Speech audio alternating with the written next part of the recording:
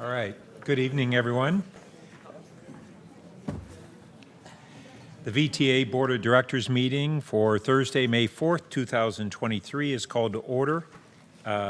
First, a brief safety moment. We have 4 exit doors in this room. Please take a moment to identify your nearest exit. Public restrooms are outside the double doors adjacent to the reception area. And in case of an emergency, the address of our meeting location is the Recording in progress. There we go. The Board of Supervisors Chambers, 70 West Heading, San Jose. The nearest AED is in the hallway outside the chambers near the east wing. And to members of the public, welcome and thank you for attending. In-person attendees who wish to address the board are encouraged to complete a blue speaker card. Those are available at the public information table at the back. Please submit the completed speaker card to the board office staff before the item is heard. Virtual attendees can use the raise hand function in Zoom or press *9 if you're dialing in. And we'll be inviting those who attend in person to speak first, followed by those who are in Zoom. To my colleagues, please keep your mics muted until you're ready to speak, and please call my attention if you wish to speak by raising your hand or turning on the red light on your mic. After all that, Elaine, would you please call the roll? Thank you, Chair. Abikoga. Blankley. Here. Thank you. Davis. Here. Din. Here. Foley. Here. Jane. Here. Jimenez. Thank you. Kamei. Lee. Lee Ing. Lopez. Here. Mahan. Montano. Rennie. Torres. Turner. Vice Chair Chavez. Here. Chairperson Burt. Here. We have a quorum, Chair. Thank you. Thank you. So moving on to item 1.2, which is orders of the day, I want to note that we have a revised agenda reflecting the following additions. First, a teleconference meeting location. Board Member Mahan is joining the meeting remotely pursuant to Government Code Section 54953. And then the agenda item 2.2X, which is a resolution of appreciation for Captain David Lara. And then we're adding agenda item 5.1EX, the 2016 Measure B Citizens Oversight Committee Chairperson's Report. We have a request from staff to hear the 2 VTA BART Silicon Valley Phase 2 related items on the regular agenda together. These are items 7.2, the contract amendment with HNTB and WSP, and item 7.3, the contract amendment with Mott MacDonald, PGH Wong Engineering. Are there any changes from my colleagues? Seeing none. Any changes from staff? And none. Before we vote, I want to note that we will be doing roll call votes for all action items because we have one member who is attending remotely. Can I have a motion and a second to approve the orders of the day? So moved, Chavez. Second. Who seconded? Okay. Member Okay. Thank you. Chavez and Lee, thank you. Thank you. Elaine, please call the vote. Blankley. Yes. Davis. Yes. Dean. Yes. Foley. Aye. Jane. Yes. Jimenez. Yes. Lee. Yes. Lopez. Yes. Mahan. Mahan is absent, so I'm going to call on Kamei. Thank you. Torres. Vice Chair Chavez. Yes. Chair Burt. Yes. Motion passed, Chair. Thank you. Thank you. So the next item is 2.1 is our awards and commendation. Tonight we are honoring retirees who have 25 or more years of service. Sonia Morrison, our Chief People Officer, will provide highlights of their career and contributions to VTA. And Sonia. Yes, thank There you. you go. Sonia Morrison, Chief People Officer. So tonight, I'm going to start with Andrew Paul, who's a transit mechanic.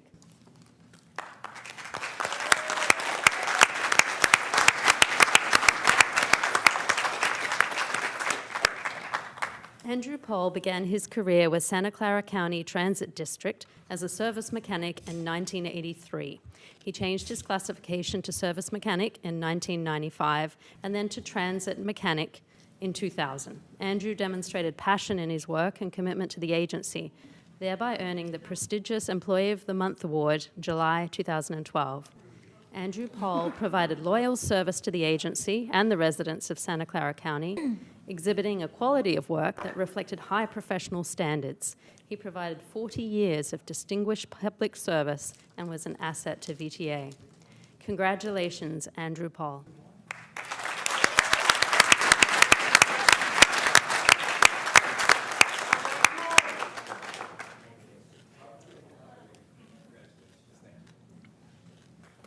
Thank you. Second, we have Darren G.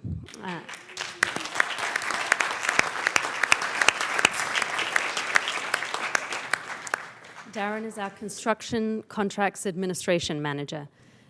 Darren began his career with Santa Clara County Transit District as an assistant civil engineer in 1994. He demonstrated diligence in his work and contributed to numerous VTA projects, including the Light Rail Aerial Guideway and the 10-mile BART Phase 1 project. Darren imparted his knowledge and expertise to his team and fulfilled the demands of his job, exhibiting a quality of work that reflected high professional standards. Darren was known for his amiable demeanor and displayed a gregarious disposition.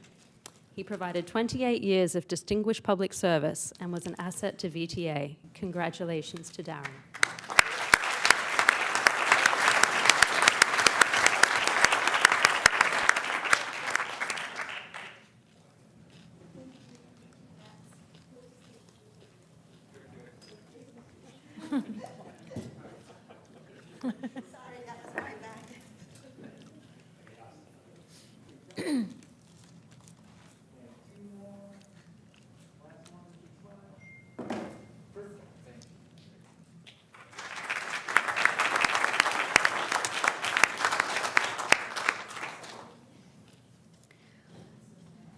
They're the only two retirees that we have here, but I will read out the commendations for some other retirees. We've got John Cross, Transportation Supervisor. John began his career with Santa Clara County Transit District as a coach operator in 1988. He changed his job classification to Transportation Supervisor in 1999. John demonstrated a strong work ethic and knowledge of VTA bus and rail system. John provided excellent customer service and fulfilled the demands of his job, exhibiting a quality of work that reflected high professional standards. John Cross was known for his jovial demeanor and helpful disposition. He provided 34 years of distinguished service and was an asset to VTA. Congratulations to John Cross.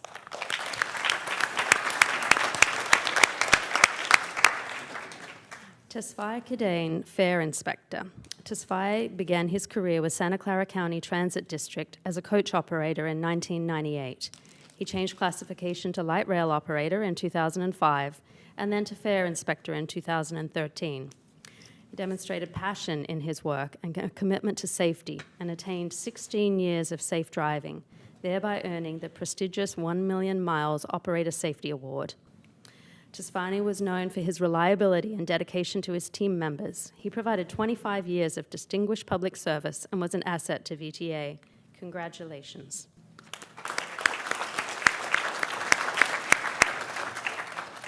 Eric McCarter, coach operator. Eric began his career with Santa Clara County Transit District as a coach operator in 1998. He demonstrated passion in his work, a commitment to safety, and attained 25 years of safe driving, thereby earning the prestigious 2 Million Miles Operator Safety Award. Eric provided outstanding customer service to those he served and received compliments from the public for his courteous service.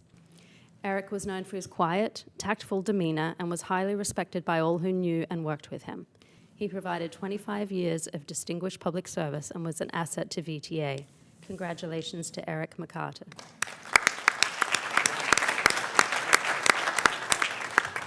Sandeep Singh, coach operator. Sandeep Singh began his career with Santa Clara County Transit District as a coach operator in 1996. He demonstrated passion in his work, a commitment to safety, and attained 26 years of safe driving, thereby earning the prestigious 2 Million Miles Operator Safety Award. Sandeep provided excellent customer service to those he served and fulfilled the demands of his job, exhibiting a quality of work that reflected high professional standards. Sandeep was known for his conscientious demeanor and displayed an amiable disposition. He provided 26 years of distinguished public service and was an asset to VTA. Congratulations to Sandeep.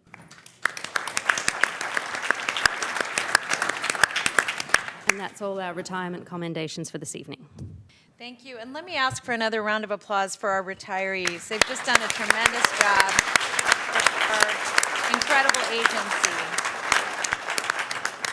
We're going to move to item 2.2, and this is employees of the quarter for the second quarter of 2023. And Sonia, I'm putting us in your capable hands once again.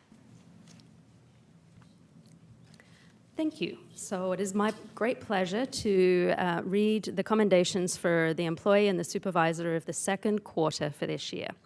We'll start with Mark Green.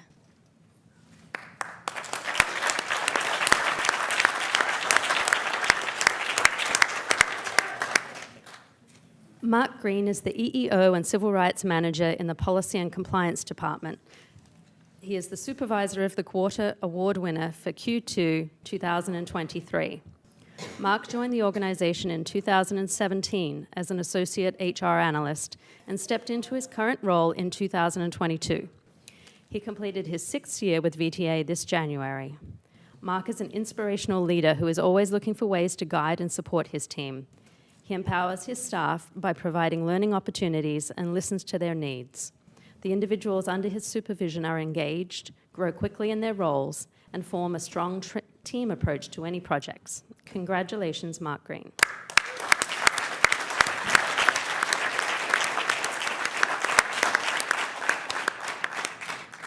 Next is Gerardo Corso, General Maintenance Mechanic.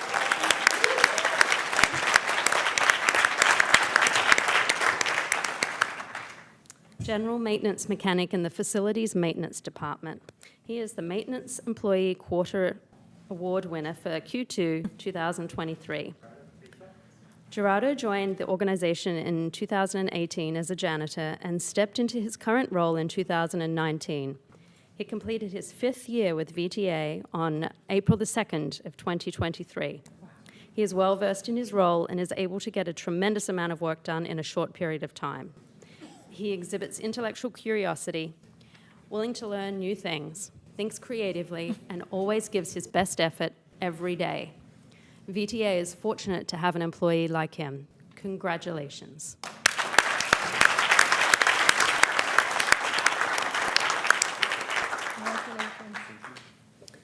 Daryl Smith.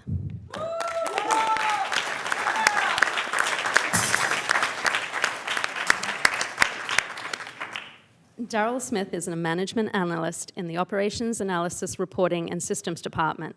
He is the Administrative Employee of the Quarter Award winner for Q2 2023.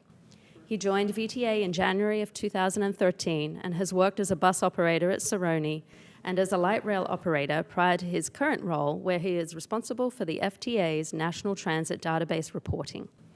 Daryl goes above and beyond and to enable seamless and accurate reporting. He has been heavily involved with light rail's component tracking, CAD AVL system for bus and rail, and the SAP HANA project. Daryl is very helpful to the user base that he supports and assists with a number of complex statistical and data reports. He's known for his calm demeanor and willingness to assist with any system issues. Daryl is truly an asset to VTA. Congratulations.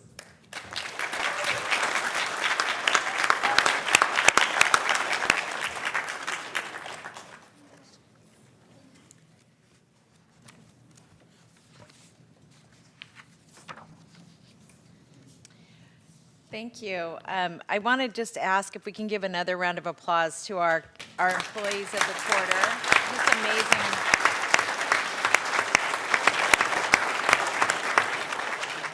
We have just exemplary people who choose to work for VTA, so thank you. I'm going to move us to item 2.2X, and this is to adopt a resolution of appreciation for retired Captain Lara of the Santa Clara County Sheriff's Department. May I get a motion to approve? So moved. We have a motion from Supervisor Lee, a second from, Sergio, was that you? And a second from Councilmember Jimenez. And I'm going to ask Elaine to do a roll call vote. Yes. Blankley, Yes. Davis, Yes. Dean, Yes. Foley, Aye. Jane, Yes. Jimenez, Yes. Lee, Aye. Lopez, Aye. Mahan. Aye. Thank you. Torres. Torres is absent, so I'll call on Kamei. Thank you. Chavez. Yes. Burt. Yes. Passed unanimously. Thank you. Thank you, and I now get an opportunity to embarrass Captain Lara. I'm going to read the whereases in his commendation. And I'll begin by saying thank you very much for your service. Whereas David Lara is retiring as a captain in the County of Santa Clara Office of the Sheriff after more than 30 years of distinguished service. And whereas in 2014, David Lara became the division commander of the Transit Patrol Division, which provides law enforcement services to VTA. And whereas David Lara made tremendous contributions to public safety on the transit network by serving on the San Jose Bay Area Super Bowl 50 Mass Transit Law Enforcement Subcommittee, the Bay Area Regional Transit Security Working Group, and the VTA Rail System Safety Review Board. And whereas David Lara has been repeatedly recognized for his service to the community, including the Academy Top Academic Optimist Club Officer of the Year, the Silicon Valley Crime Stoppers Honorable Recognition Award, the Scottish Rite Top Cop Award, and the Pioneers Club Community Service Award. And therefore, be it resolved that the Santa Clara Valley Transportation Authority Board of Directors does hereby commend and express VTA's sincere appreciation and gratitude to David Lara for his exemplary service to VTA. And be it further resolved that this resolution is presented with thanks and best wishes of VTA. And obviously it was adopted and passed. And you know that because you're here. And what I want to do is ask everybody to give him a big round of applause. I'm going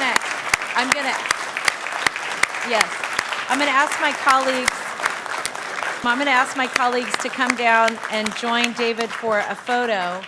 And then everybody, if you could go down for a photo. And then what I want to do is we're going to do one with David, and then with all the retirees that are here, if you could come back up. So, ready? Everybody bring your cheese face.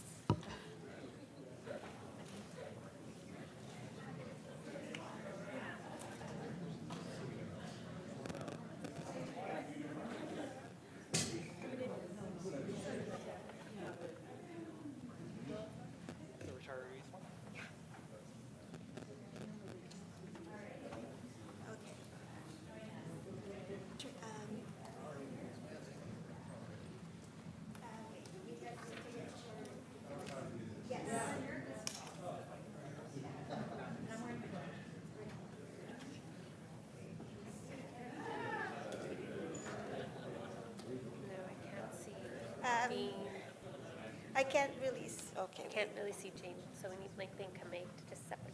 There you Separate go. a little bit.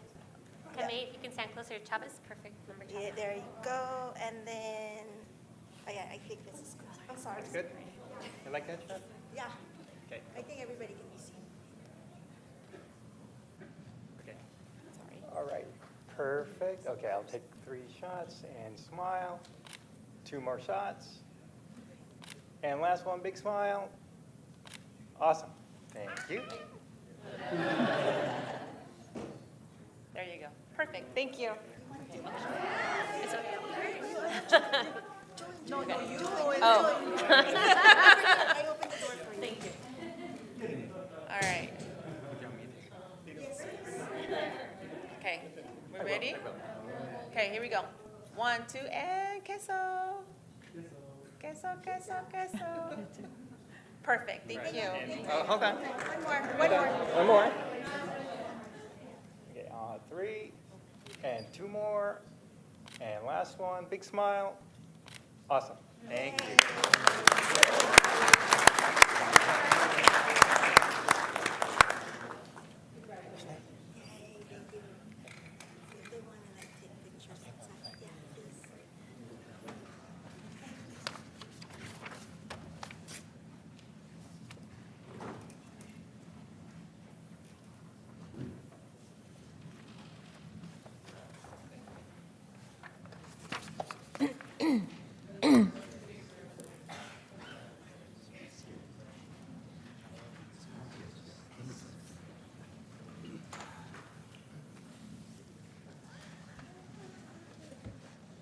Run 3, right? Yeah. Run 3. Chair, if I may, I just wanted to note for the record that Member Mahan has joined us, and he actually voted for 2.2X. Thank you. Thank you. So next on our agenda is item 3, public comment. This portion of the meeting is reserved for persons desiring to address the board on any item within the board's jurisdiction that is not on the agenda. Speakers will have 1 minute to speak. As noted on the agenda, we will have up to 30 minutes at this time, and if we have additional speakers, we'll carry them over to later in the meeting.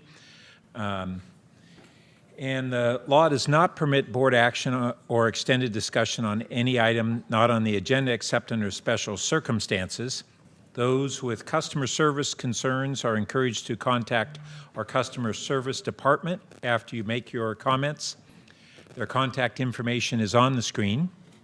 And I'd like to remind the members of the public who are speaking tonight to adhere to our rules when addressing the board. They're on the public speaker timer slide you see on the screen. If you want to address the board on matters not on the agenda, please submit the request to speak now. We'll now start public comment. Do we have any members of the public who wish to speak? Chair, we do not have any requests to speak. Okay, then we'll now close the public comment for items not on the agenda and move on to item number 4, public hearings. 4.1 is to conduct a hearing and adopt resolutions of the necessity for 4 properties for the I-280 Wolf Road Interchange Improvement Project. The full staff recommendation is noted on the screen. I also want to note that the letters associated with this item and the staff responses are in the agenda portal. Ron Gullum, Director of Real Estate and Transit-Oriented Development, will present this item. Ron will provide a presentation for each property. Then I'll open the hearing. Then property owners or their representatives will be given up to 5 minutes to speak. Great. Thank you, Mr. Chair. I just want to note that the administrative record for this hearing is in the agenda packet, the full administrative record. The comments that we are presenting are a summary of some of that content. Joining me today is to my left is Gene Gonzalo, who's VTA's Highway Program Managers. I also want to acknowledge that on Zoom, because he's out of town, is John Cacciati, who's been involved in the design of the project and will be here to answer questions.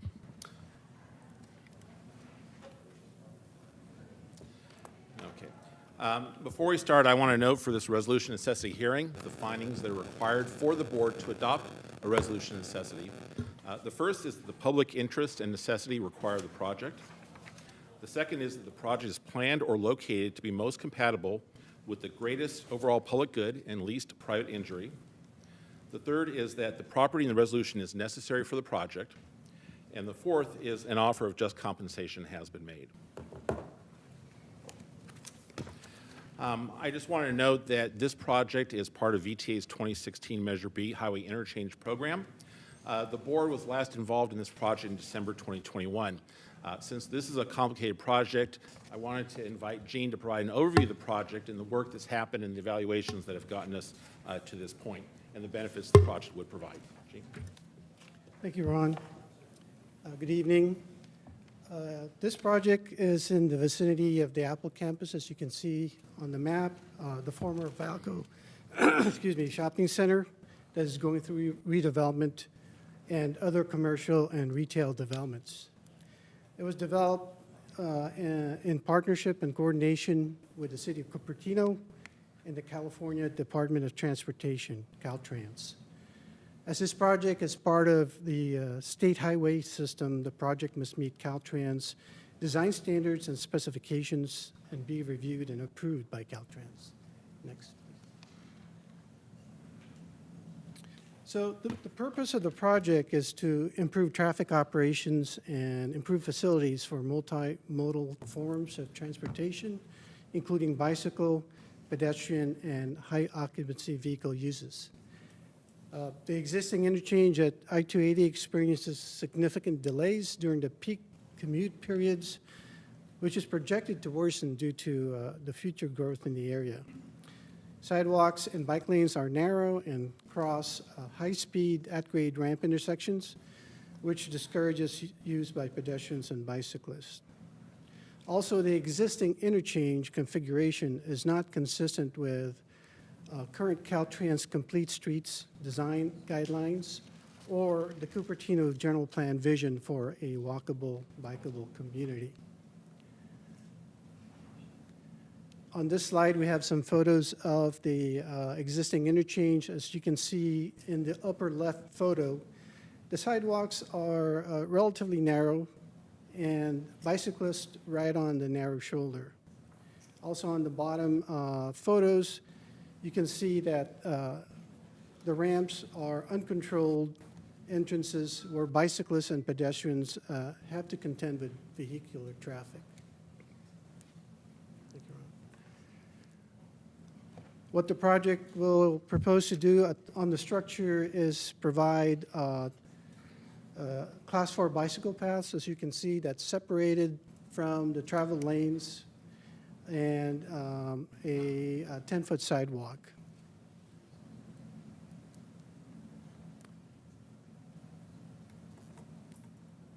A little slow. Oh, too much. Sorry, we caught up with. All right. So this is an exhibit that shows the proposed interchange configuration. Oh, disappeared. There you go. There were 4 other alternatives considered, but were deemed not viable due to various reasons, including traffic operation deficiencies, unacceptable complete streets accommodations, geometric design standard, and structural issues, and basically did not meet the purpose and need of the project. This new interchange will replace the existing 4-span structure built in 1965 with a new 2-span structure that provides flexibility for future highway improvements and meets Caltrans freeway vertical clearance standards. It will provide 3 through lanes in both directions to match the number of lanes on both sides of the project limits. Provide, as I said, Class 4 bike paths that are physically separated from the traffic lanes. 10-foot sidewalks were feasible, and signal-controlled on and off ramps to allow for safe crossing of pedestrians. As you can see on the exhibit here, the green lines represent the bicycle paths, and obviously the sidewalks is on the outside of that. It's harder to see. What you can also see is that on the on-ramps, the loop ramps and the diagonal on-ramps, those will have signalized, controlled push buttons to allow for pedestrians to be able to cross. And the loops are more angled at a 90-degree intersection to slow down vehicles. Also on the ramps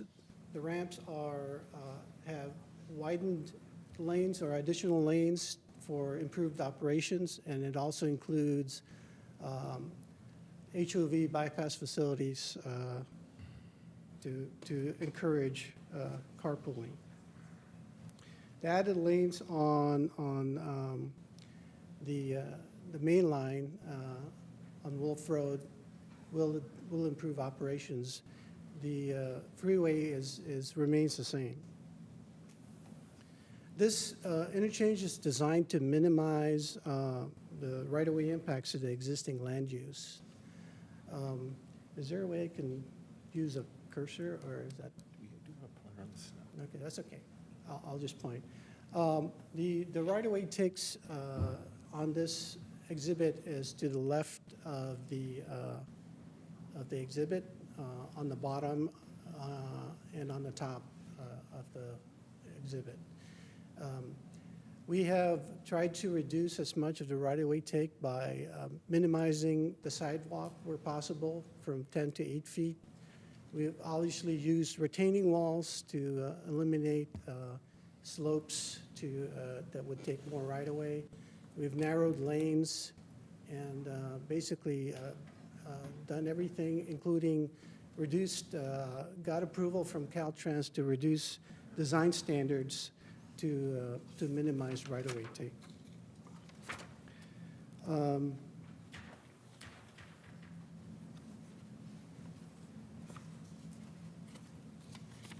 So the elimination of the existing outdated four-span structure over I-280 will provide opportunities for future improvements to the interchange freeway, including potentially express lanes on I-280 in the future. With that, I turn it back to Ron. Great, thank you, Gene.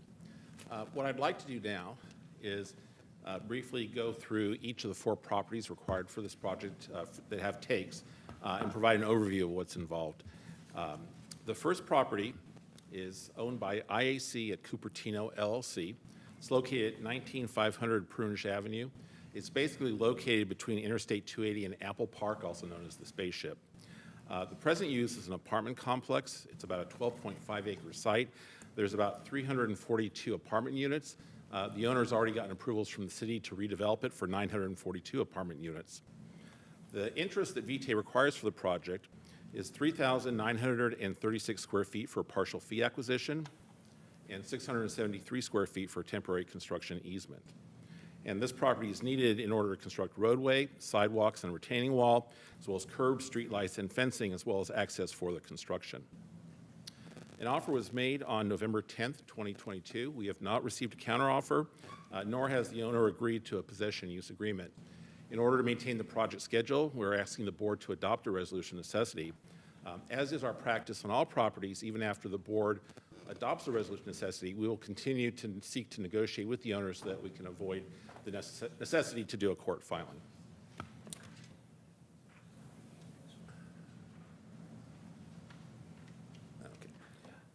This image shows the property and location, and what you can see at the bottom right is the sort of pinkish area, which is the fee area that we require. This is in order to facilitate better management of traffic turning right onto Prunage Avenue, and then the green shows the temporary construction easement for this property. And that concludes the summary of this property. I'll go on to the next property.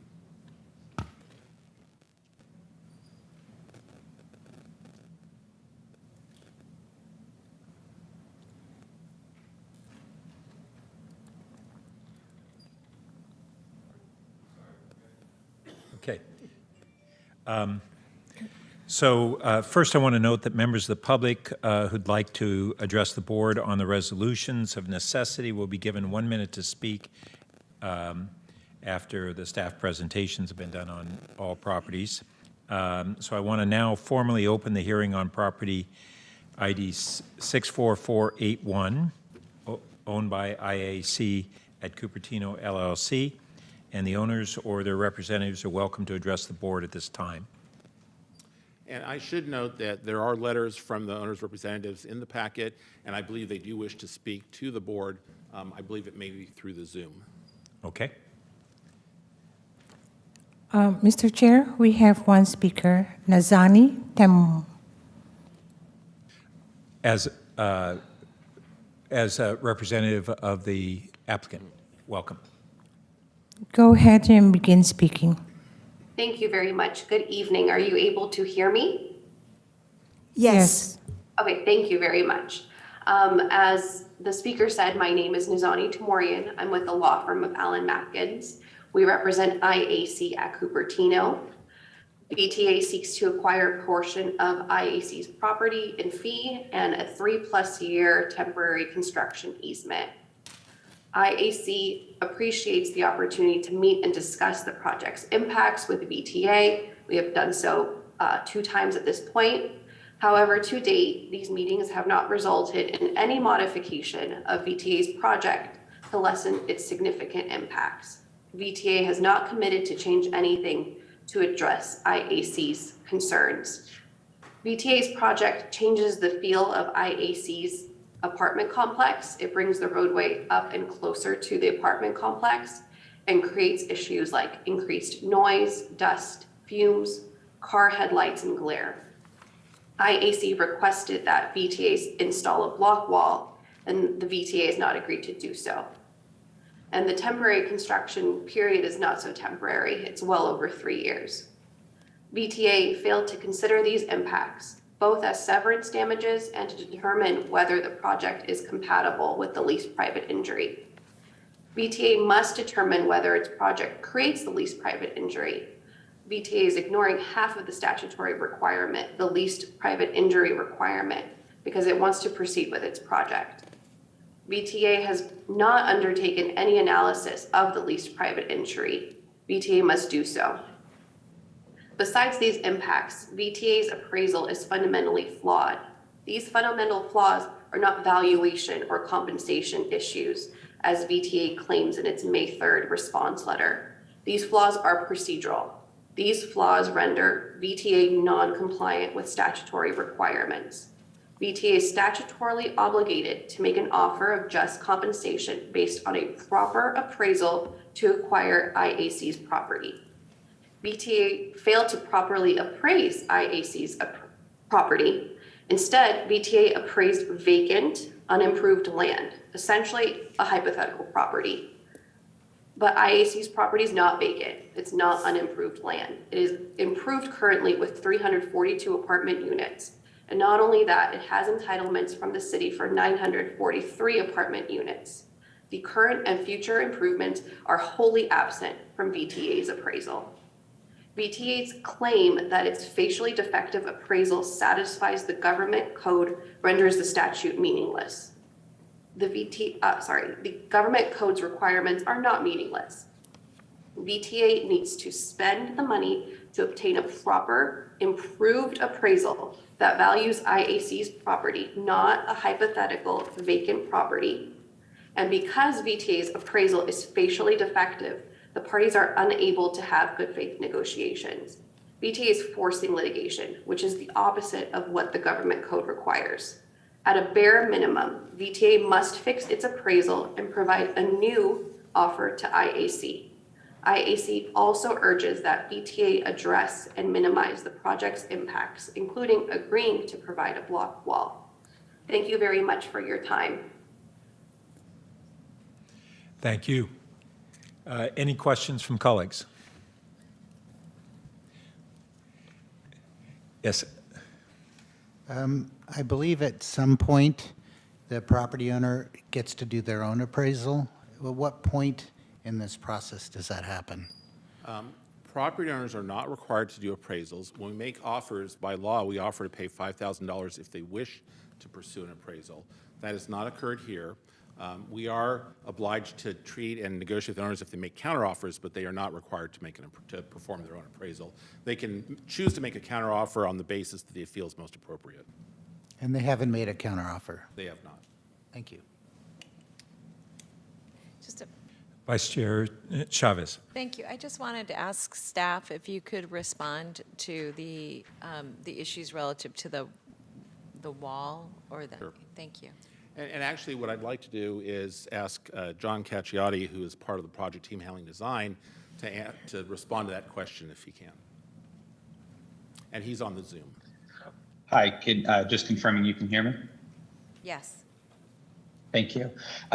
Yes, the project is very close to some existing improvements on the project, specifically 3 carports that are existing. We've taken steps to reduce the project footprint to avoid those carports.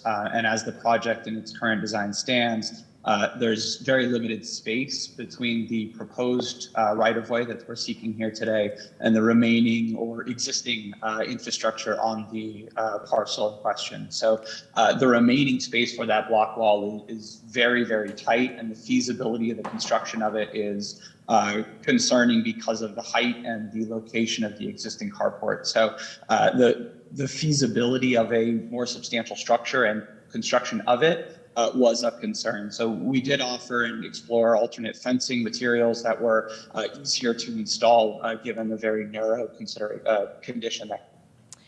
And from the alternatives, what did you think was the most effective material? From our discussions with the property owner, the concerns, again, I think as stated here, were that the project changes the feel. So we looked at, originally we had proposed tubular steel fencing that would be, kind of what you'd see at the edges of schools and what's out there right now. We offered increased materials that would provide a little bit more intrigue. That would be prefabricated panels that do not allow that same ability to see through the back of the sidewalk right at the property frontage. So there were a number of different options, but most of them were metallic in nature and generally pretty solid to provide that privacy and try to restore some of the value that the property owner had demonstrated was their existing condition. Thank you. Can I add something to that? Yes, go ahead. So I believe the request for a sound wall or a block wall was also due to their concerns about noise. But we do have a noise report that does show a 3 decibel increase, which does not meet the criteria for noise abatement.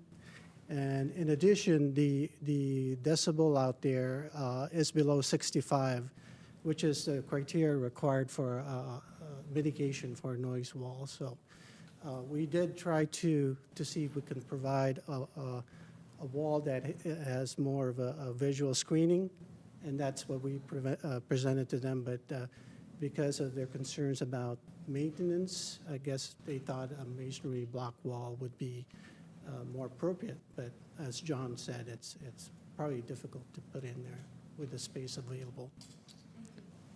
And Director Lopez?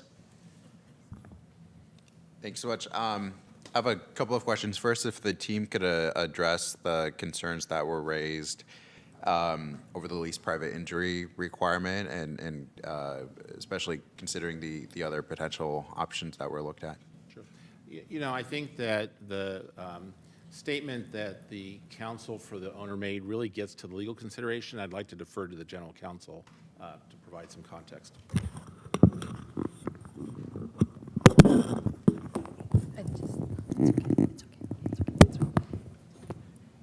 Thank you, Elaine. So when we're looking at the balancing of interests, it's not typically a comparison of the impacts to one private property or to another, but it's really about the impacts of the private injury in relation to the overall benefit of the project. And so in this particular case, the legislative body here would look at the overall benefit of what this project would provide and whether or not that outweighs the private injury to this one specific property. I hope that helps. Yeah, thank you. Thanks. And then second and lastly, could you, in the correspondence, there's a lot of different claims over the appropriate appraisal, and it's helpful context to know that they have the option to do their own. I do see the offer VTA made in the documentation of the 5,000. But could you just discuss the requirements for what we need to look at when we consider appraisal, entitled versus non-titled, all that? Just what do we actually need to note, consider? and I did not note this at the beginning, but appraisal and compensation is not a subject for a resolution of necessity hearing. But I will state that from our perspective that we disagree with the assertions that were made by counsel for the property owner, that the property appraisal was done in accordance with the Uniform Standards for Professional Appraisal Practice. They do represent fair market value, and we believe that it is an appropriate number. Thank you. Director Blankley? Yes, I'm just going to reiterate what Director Lopez was saying, and that's, number one, for the applicant here, we do have the letter in front of us, like they asked, and an appraisal, I understand they say not an adequate appraisal, but you're saying an appraisal was done, they're just disagreeing with the properties that you used to be comparables, right? We believe there are arguments about compensation. Again, compensation is not a subject for the hearing. Right, but based on, they're saying that, but I think they're saying the appraisal was inadequate because it's based on comps that aren't comps. That's how I read it. I'm not saying it's right, just saying I read it. But the point is, because we get that with property tax assessments, right? I mean, your property tax bill comes, and when it jumps up, it's to tell you what houses it was based on, and if you object, you file something to object to it. So it is helpful to know, thank you, that they can get their own appraisal and submit that, and then there'd be more of a discussion, right, going on. This isn't the final word. Their choice. We are prepared to negotiate on compensation without an appraisal. If they wish to first have an appraisal to inform that negotiation, we're willing to do that. Again, because of the fact that we made an offer in November of last year and we have a project schedule to maintain, and they have not made a counter or engaged us on compensation or offered to sign a possession use agreement is why we're seeking the board to adopt the resolution. Understood. Thank you. Director Lopez. Well, Jimenez, the other excuse me. Thank you. Just a question about the appraisal. Tonight's action, does it sort of close that door as it relates to their ability to get the... What tonight's hearing is about, the standards I mentioned about the need for the property. What happens after the resolution necessity, as I mentioned, we seek to negotiate to avoid going to court. The next step would be for us to seek a motion for possession of the property so the project can proceed. That leaves the question of compensation open. And it really becomes a question of negotiation. We try to avoid that step. If we do have to get the motion, get possession, there's still negotiation, typically mediation through the legal system. Ultimately, if we cannot reach agreement, there would be a jury trial to establish compensation.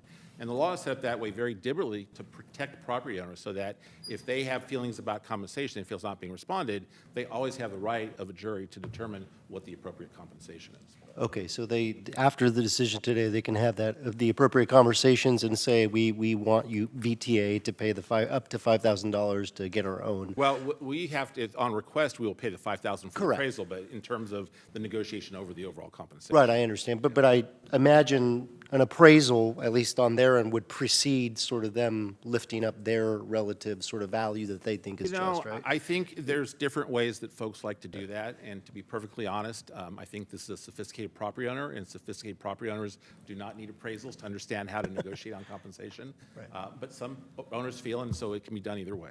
And can you give us a general sense as to how often folks take advantage of the appraisals that VTA is willing to pay for, or can...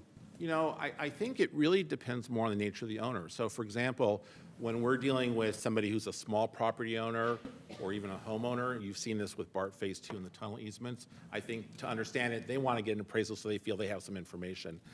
I would say that if you look at the category of large, sophisticated property owners, more often than not, they do not get an appraisal because they know what values are and they're confident making the claims as to what the valuation should be. And quite frankly, I think in certain circumstances, the appraisal may show something they don't want to be reflected as the...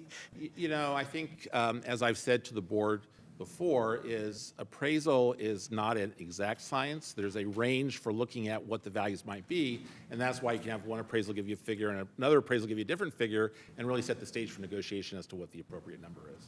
Okay, all right, thank you. Thank you. That looks like it covers questions Chair, from there's one colleagues. more. Oh, I'm sorry. Director Kamei.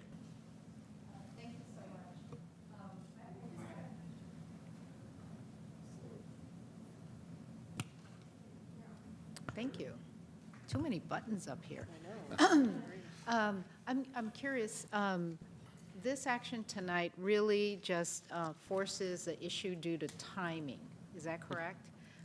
Because obviously, if we had all the time in the world, these discussions can continue on and on and on and on. So today's action really, as you've mentioned, is not about compensation, but it is about moving things forward in a manner to be able to be on schedule. Is that correct? That is correct. This is about maintaining the project schedule, and I'll just add, the reason the project schedule is important is that, you know, construction costs continue to go up, and so if we create open-ended kind of timelines, costs kind of keep going up. And at some point, we also need to advance these projects and be responsible stewards of the taxpayers' money, and that's why we seek to maintain the project schedule. Great. But this doesn't preclude coming together with the owners and being able to come up with agreements on how we can both meet each other's mutual interests. Not at all, and it is always our preference to not have to go through the filing and the legal process. So again, if the board does adopt this resolution necessity, my office and the general counsel office would work with the property owner to see if we can reach an agreement. And if we can't, that's the point at which we would take it further. Thank you. All right. Would you like Ron to proceed on the next item? Okay, thank you. Property. Let's see if we can get it here. Okay, the next property is owned by Keto Hospitality Associates, BSL Family LLC, and PMD. The property is located at 10741 Wolf Road. It's actually across the street from the prior property between Interstate 280 and Prunage Avenue. Currently has a 5-story Hilton Garden Inn on the property. It's about a 2.2-acre site. And the interests that we require are a 698-square-foot temporary construction easement. The need for that easement is for temporary access for construction of a sidewalk, retaining curb, and a sound wall. We made an offer on November 10th, 2022. I will share with the board, we have been negotiating with the owner, and we are close but not quite there in terms of signing a purchase and sale agreement for that easement. Our practice is that when that is the case, to protect the schedule, we ask the board to adopt the resolution of necessity, but we will complete that negotiation, and I'm very hopeful that if the board does adopt a resolution shortly thereafter, we'll complete that negotiation and be able to go into escrow and acquire the easement interest that we need. And to show the interest to you, again, you'll see called out the temporary construction easement, and it's a relatively narrow area. It's about 3 feet long by a couple hundred feet long that we need to do the curb and sidewalk and other improvements. And that completes my overview for this parcel. And do we have any speakers on this item? I'm not aware of any speaker. No hands raised in Zoom, Chair. Thank you. Colleagues, any questions on this item? All right. Ron, go ahead. Great, thank you.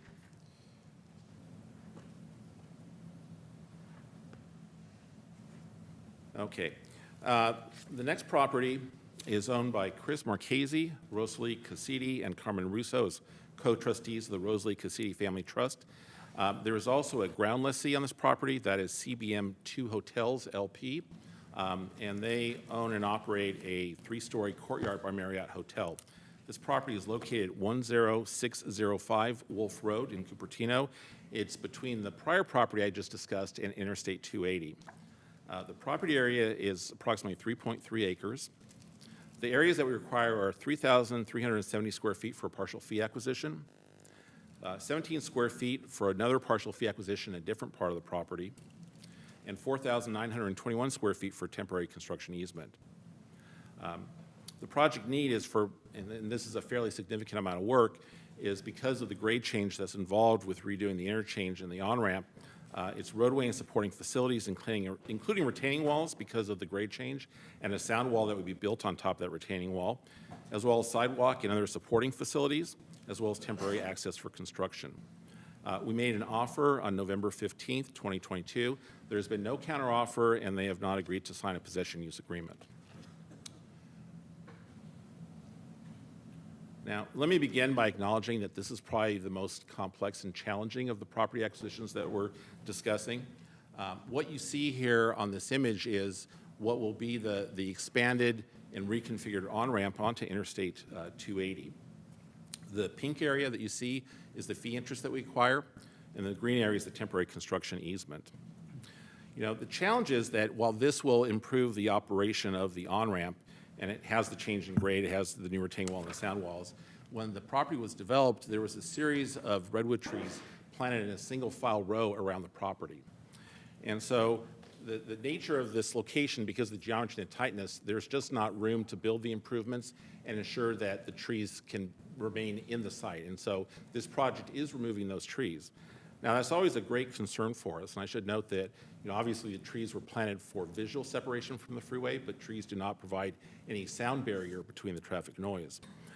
When we made our offer to the owner, we included compensation for the value of the trees. In addition, the city of Cupertino has requirements that when development removes trees and they cannot be replaced on site, that payments need to be made for off-site tree replacement, and we are also making those payments per the city of Cupertino's requirements. And so I think that this issue about the tree replacement is a great concern to the owner. I believe that both the property owner and their ground lessee is here tonight to speak to the issue. And I just want to acknowledge that we've had a couple meetings on this issue, and there are different items being explained, but just by nature of the requirements we have to accommodate, we don't see a way to be able to make this on-ramp improvement in this area and geometry without the need to remove these trees, build the retaining walls and the sound wall to replace it.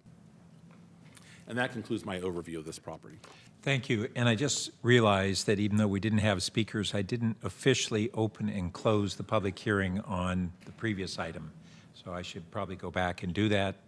And so I'll just pause here. The hearing for property ID 64482 owned by Quito Hospitality Associates, LLC, BSL Family, LLC, and PMD, LLC is now open, and that the owners or their representatives were welcome to speak to the board, and we had no speakers on that.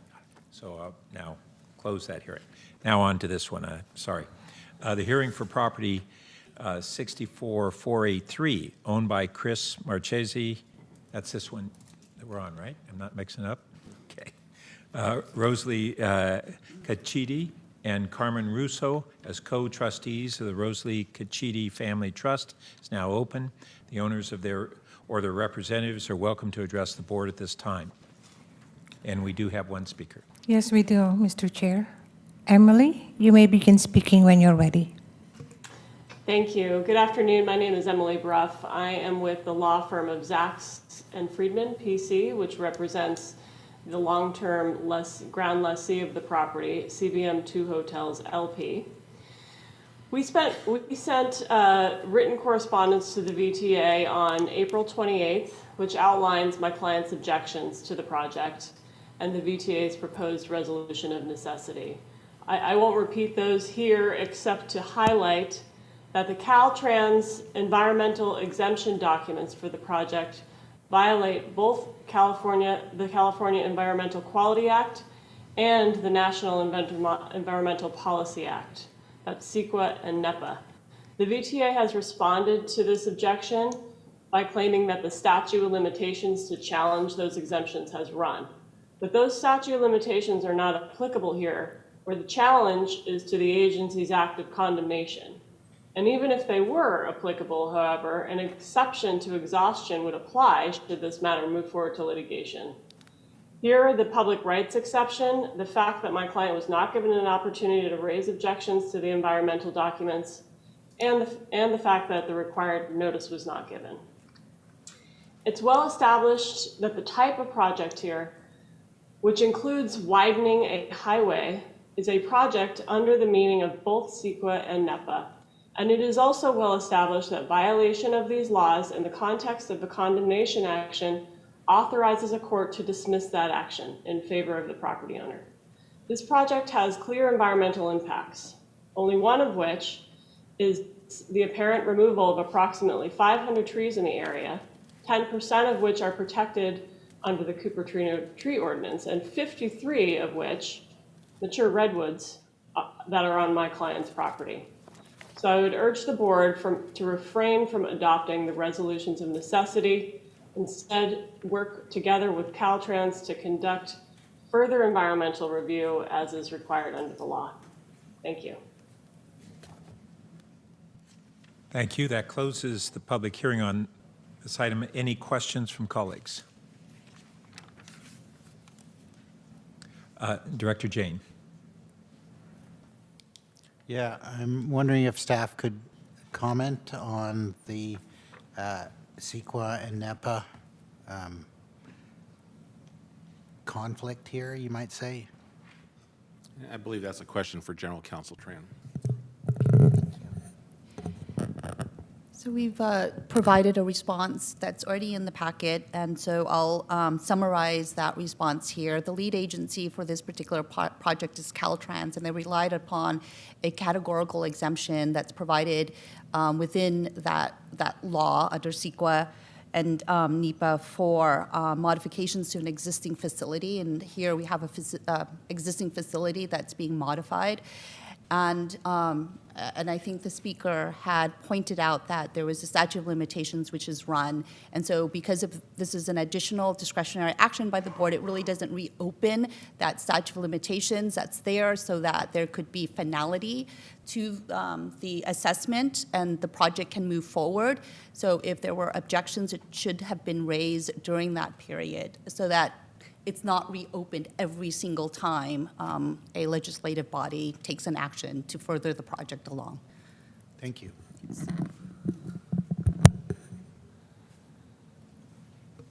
Director Lopez. Thank you. I'm curious about the Cupertino tree ordinance. Does that require relocation of the trees or new trees to be planted somewhere else? I'd like to ask John to respond to that question. Thank you very much. So the project is required by both the city and Caltrans to replace as many trees as feasible on the project site, and we have done so with our proposed improvements. But with the proposed improvements due to changes in impervious surfaces, as well as required setbacks for safety features and protection of vehicular users, we cannot replace the number of trees required to offset that requirement. And so there is an in lieu fee that can and is being used for trees that are not replaced on site at the replacement ratios required by the City of Cupertino's ordinance. Okay. And the speaker made a reference to 500 trees. I'm guessing not all those are the 50 I'm not something. sure what that reference is. I think as they noted, they had 53 trees on their property that were affected by the project. Okay. All right, thank you. Chair. Director Foley. Thank you. I have a couple of questions about the trees as well. So the speakers mentioned 500 trees, but I focused more on the 53 mature redwood trees. We're removing, with this project would require removing 53 mature redwood trees.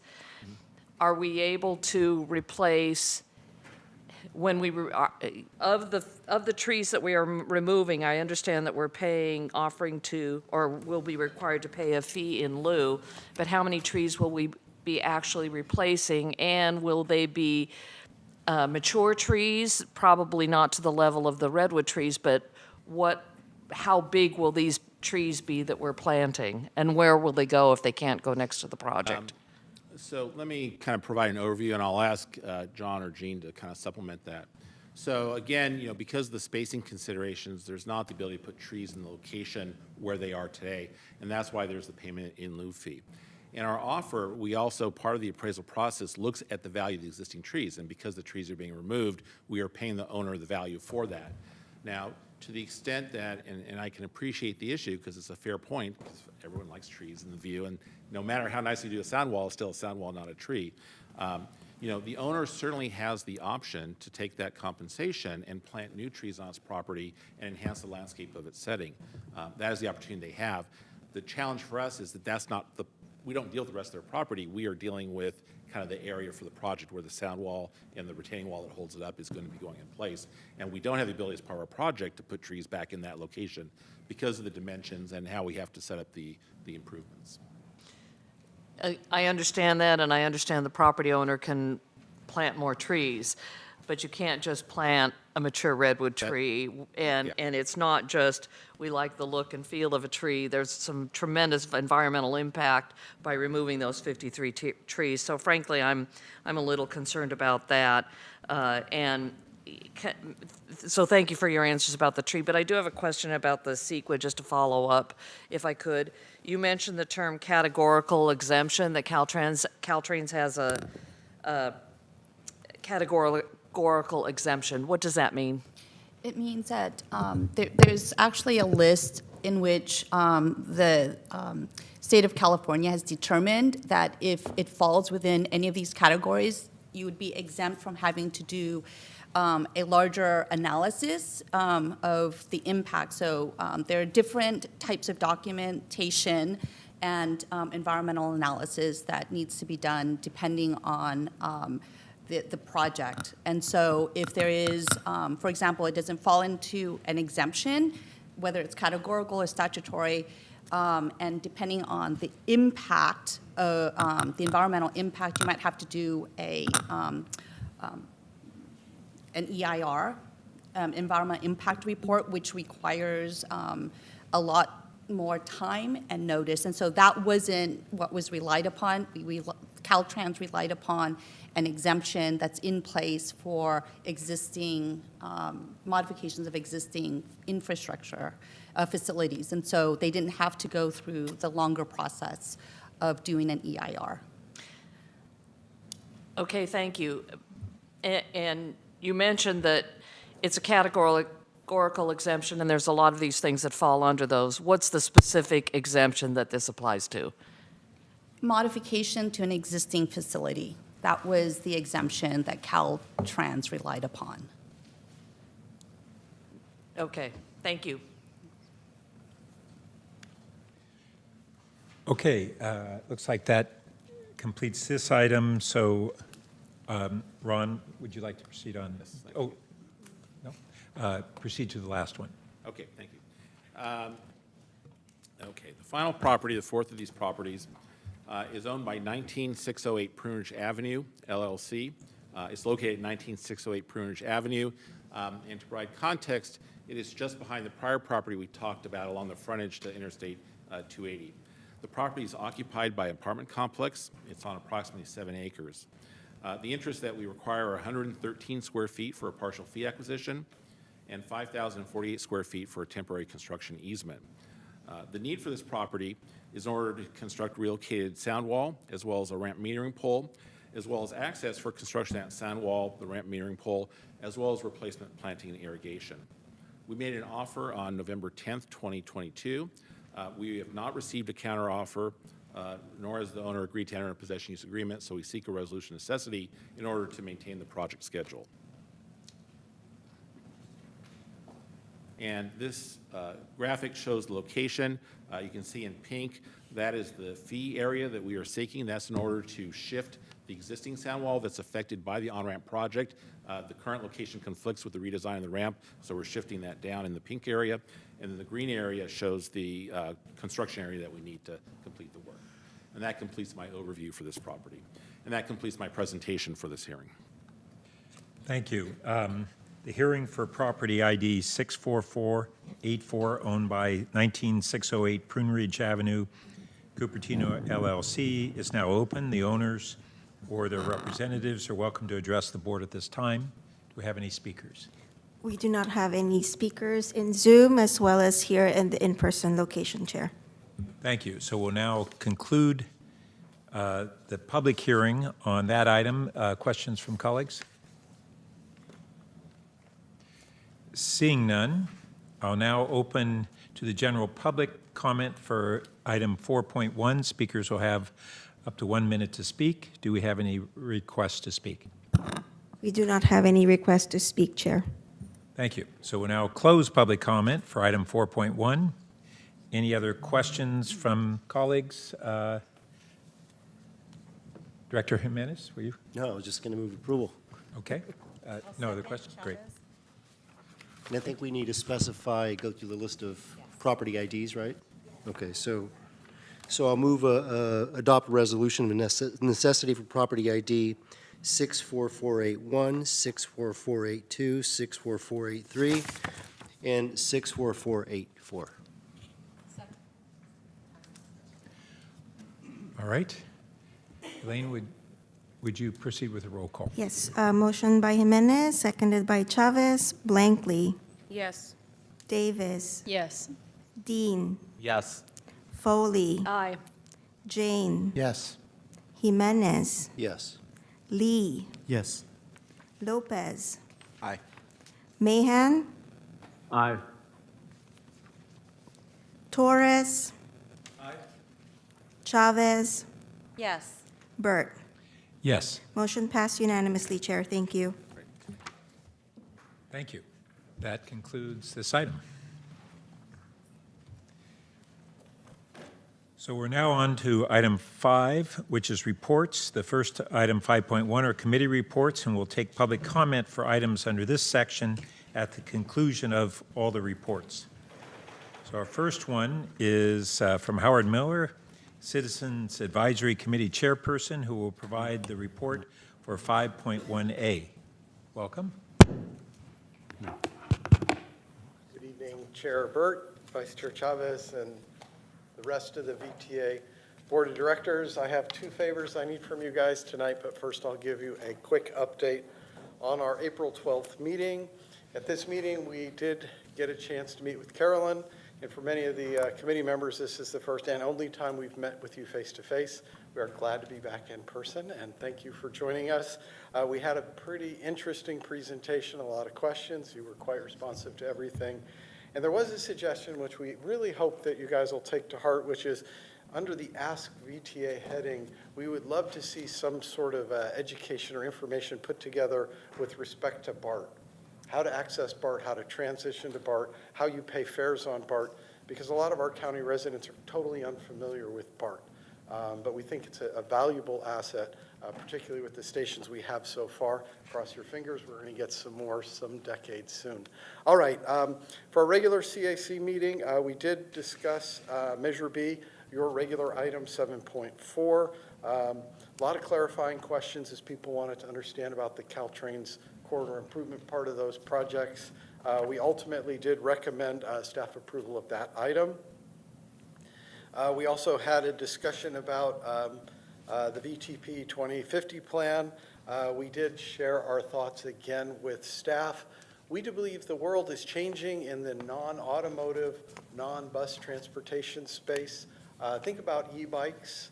They now make it possible for us old guys to get to work on a bike, where biking to work used to be a venue of only the young guys. And I think that may change the way we want to structure some roads. It may change the way we view how people can move around.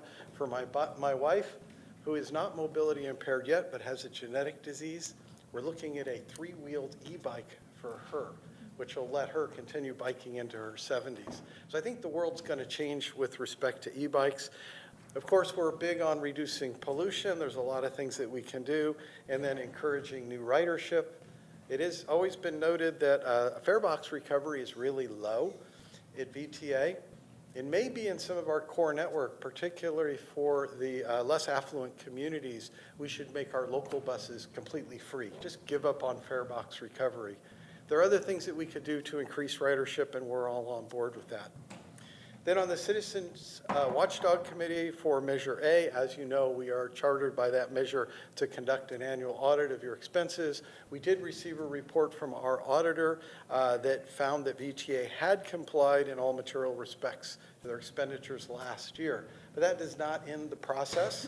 And to that end, the first of the favors that I need to ask of you is on May 10th, we will have our public hearing about the previous year's Measure A expenditures and our auditor's report. So we'd love it if in your own jurisdictions you guys could advertise that on Wednesday, May 10th at 5:30, time certain, at the River Oaks site, we will conduct a public hearing regarding that audit. Let me see what else we got on that. Public can attend in person or they can attend on Zoom, but we'd love for you guys to spread the word. That hearing will then facilitate our final decision as a committee on the status of your expenditures for Measure A. And then the second favor, since I knew I was here to ask for 2, unlike all of your other committees, not all of them, many of your other committees which are filled with elected officials who have terms certain, they were elected to 4 years in office, the Citizens Advisory Committee is a collection of individual citizens. And that means there are people who move, who get new jobs, or who were unable to return to in-person meetings as we transition from the COVID protocols.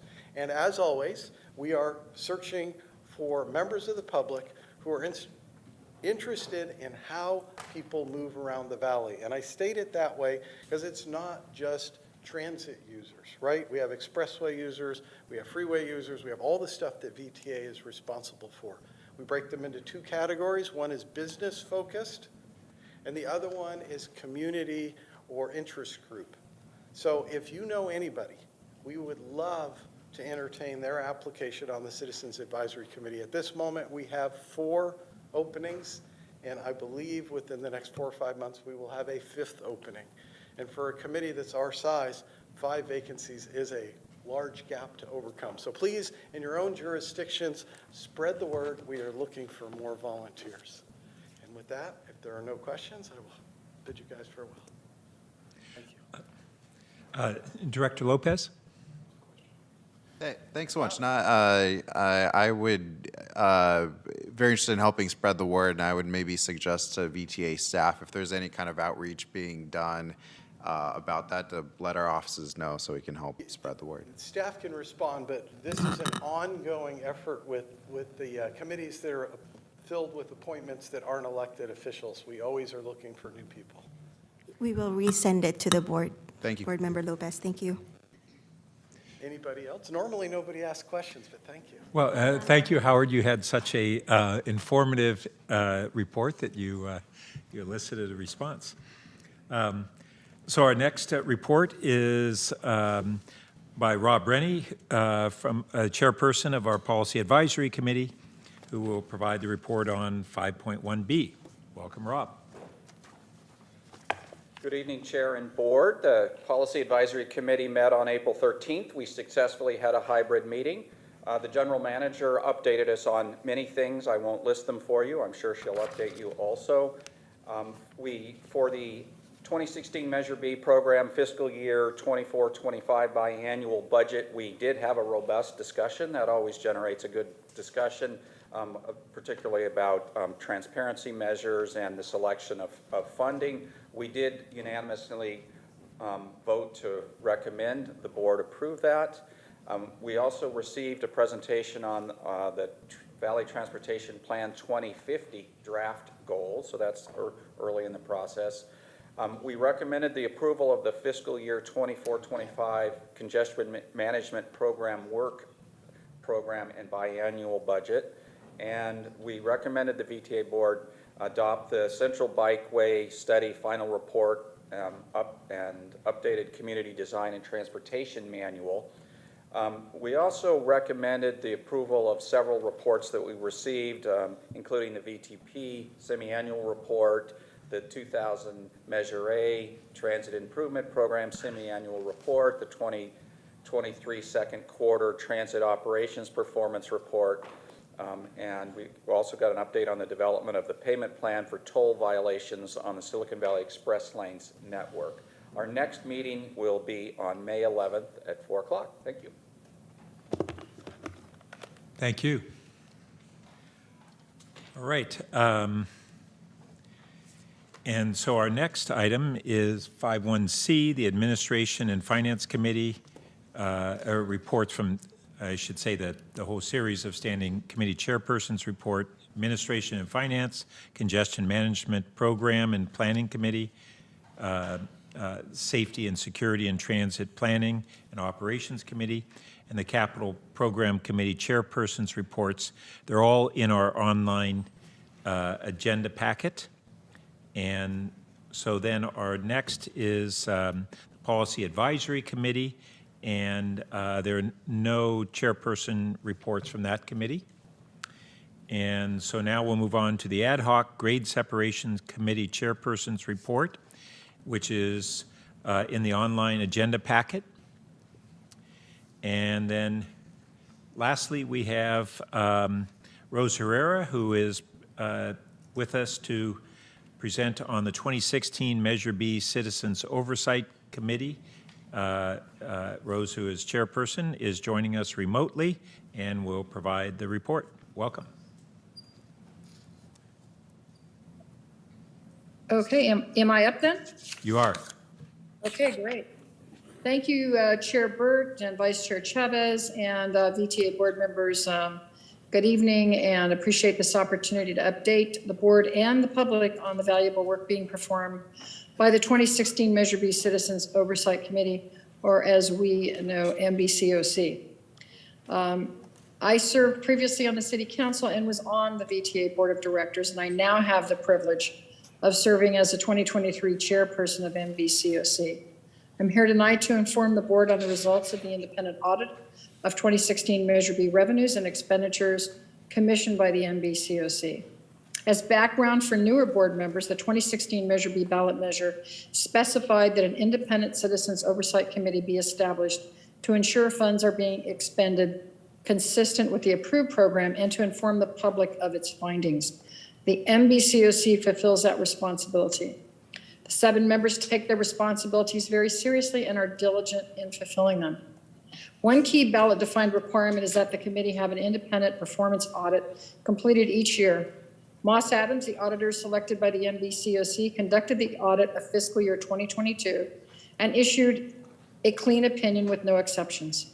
That means that based on the professional standards and procedures applied there was reasonable assurances that 2016 Measure B revenues were expended during the period only on costs identified in the ballot.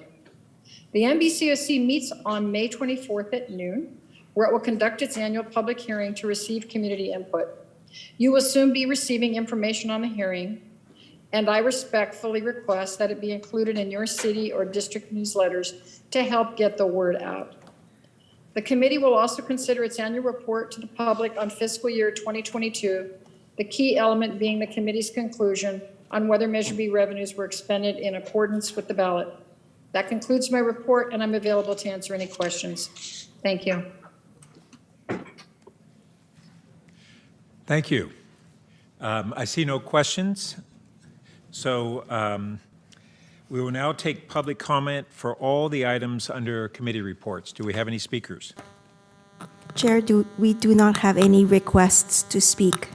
Thank you. So public comment for item 5.1 is now closed, and we'll move on to 5.2, which is the general manager's report.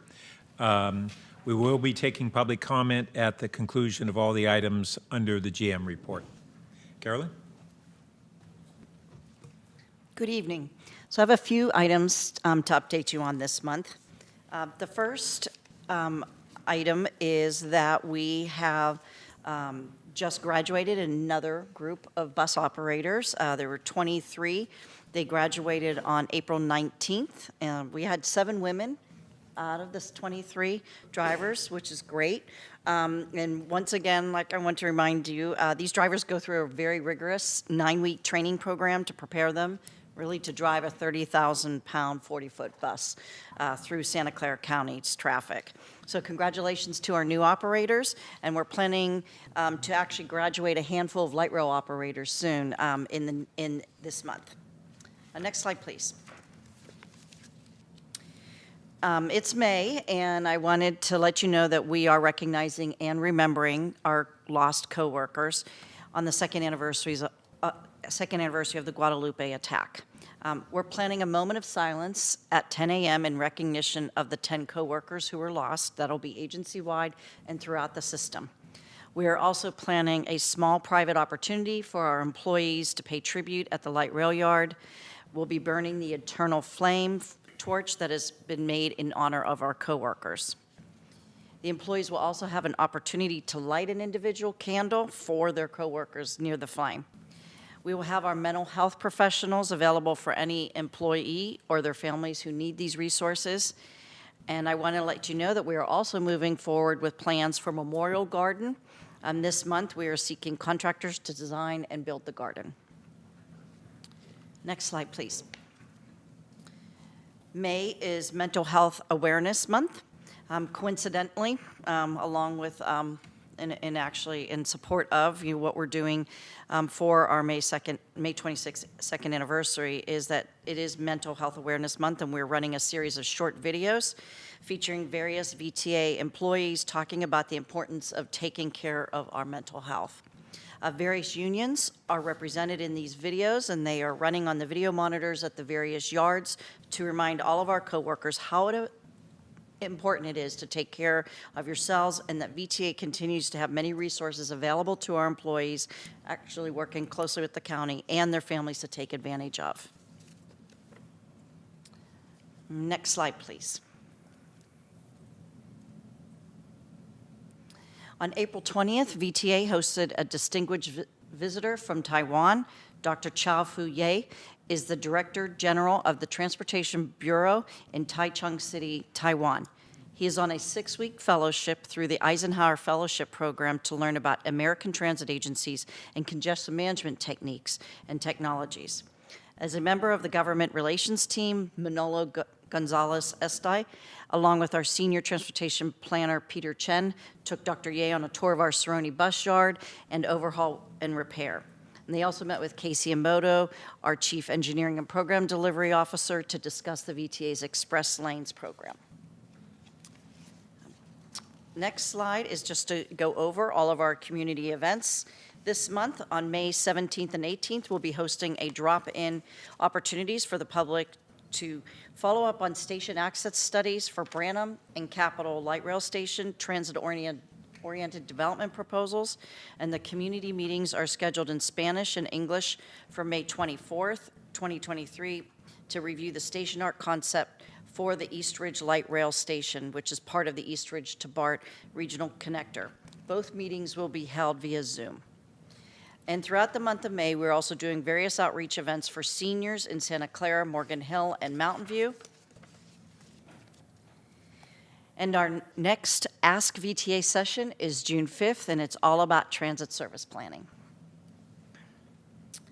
I also like to inform the board members that are my executive assistants, but a wonderful VTA's general manager's executive assistant is Michelle Garza, who has received the Administrative Excellence Award from the Silicon Valley chapter of the American Public Works Association. And her hard work does not go. Woo!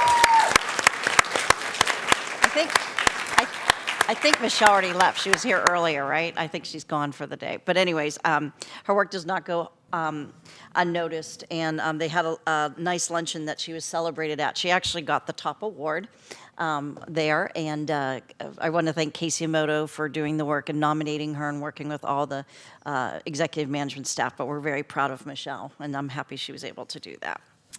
And then last, I just want to say that I want to inform the board members about an upcoming American Public Transportation Association seminar in July. It's called the Transit Board Members and Board Administrators Seminar. It's held every year, and this year it's July 15th through the 18th in Birmingham, Alabama. And Birmingham, Alabama is actually building and quite in a recovery stage in building their transit system out. But it is a really good time for board members across the country to really understand the issues that transit agency boards and transit agencies themselves are going through. So you meet peers from the different parts of the nation. This year's topic will include national regional transit advocacy, workforce development, safety and security, transit's contribution to equitable communities, the transition to zero emissions, and funding and financing. Anybody who is interested in attending, we really encourage your participation, and let Jim Lawson or our board office know about that opportunity. We would fund that trip to there. And I have to say, Councilmember Darcy Paul, who went last year, found it very informative, very useful in some of the ideas that were brought about, and also made him think a little differently about how we all serve our customers and what other agencies are struggling with. Lastly, I don't have a slide on this, but we did have 2 town halls for the climate and transformation study, climate and culture transformation study that we're doing, and that was hosted, the SB 129 committee presented. I was really happy for their participation and for all the employees who participated.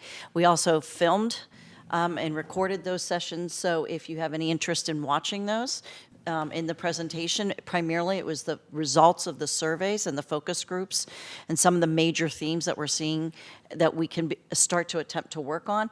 It was a very, very informative, and I think for people who watch it, they were able to ask questions, get some answers to some of their questions, or able to just make comments. So we were able to do those 2 yesterday and the day before. So anyways, that concludes my report for this part of it. And just to let you know, there are reports for item 5.2A, Government Affairs Update, and 5.2B, Safety and Security Updates. They are in the online agenda packet, and before I conclude, I'd like to note that the preliminary ridership report is also in the online packet, and I'm happy to answer any questions. Director D. Thank you, and thank you so much for the update. One quick question. If board members wanted to find more information about the lighting of the eternal flame that you had mentioned, where could we find that, or has that been sent out? We'll send you the we'll send that all out to the board. Okay. So Thank you that so if much. you're, we'd be really honored if any of you as well showed up. Thank you. Thank you, Carolyn. We'll now take public comment for this item. Do we have any speakers? Chair, I'd like to speak, if that's okay. I'll start my timer now. I have to be fair. I do the timer for everybody. So I just wanted to congratulate Michelle Garza. My name is Elaine Beltao. I'm at the board office, and Michelle has been our colleague for many, many years at the board office. In fact, she was here earlier helping us set up because we're a little short-staffed today. So I just wanted to say congratulations and well-deserved, Michelle. Thank you. Thank you. Okay, so we're now closing public comment for 5.2. I don't see any other questions from colleagues. So we'll now move on to 5.3, which is the chairperson's report. And we had a very successful media event on Monday, the 24th of April, where the California Transportation Secretary, Toksam Ishakan, presented VTA with a big check, physically and in dollars, large, and for $46.5 million through the state's transit and interagency rail capital program, also called TIRCIP, for the final funding of the East Ridge Light Rail Center. The grant represents the final piece that VTA needs to extend our Orange Line, light rail line from the Alum Rock Transit Center to East Ridge. This provides a direct light rail connection for thousands more East San Jose residents to the Milpitas BART station. Major construction is expected to begin next summer in 2024 with passenger service scheduled for 2029. And then I also want to note that as chair, I received a letter from Grant Parks, the California State Auditor, notifying VTA of the commencing of the state audit that was initiated by the Joint Assembly and Senate Audit Oversight Committee. And accordingly, I have sent a letter, I think that has been sent to colleagues already, notifying everyone officially of this audit. So we have no other speakers, I take it? Chair, we do not have any speakers for Thank you. 5.3. So I'll now close public comment for items on consent. Wait a minute, I jumped ahead. Sorry. Now close public comment on item 5.3, and we can move on to item 6, which is consent.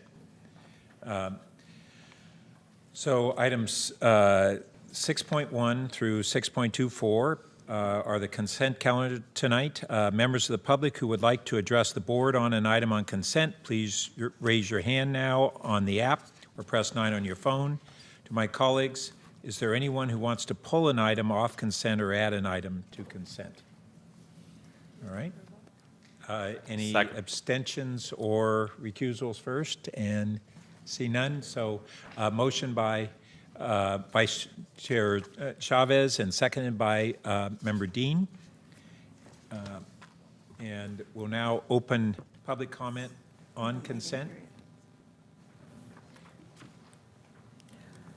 Chair, we do not have any requests to speak for items on the consent agenda. Okay, so we'll now close public comment, and Elaine, would you please call the roll?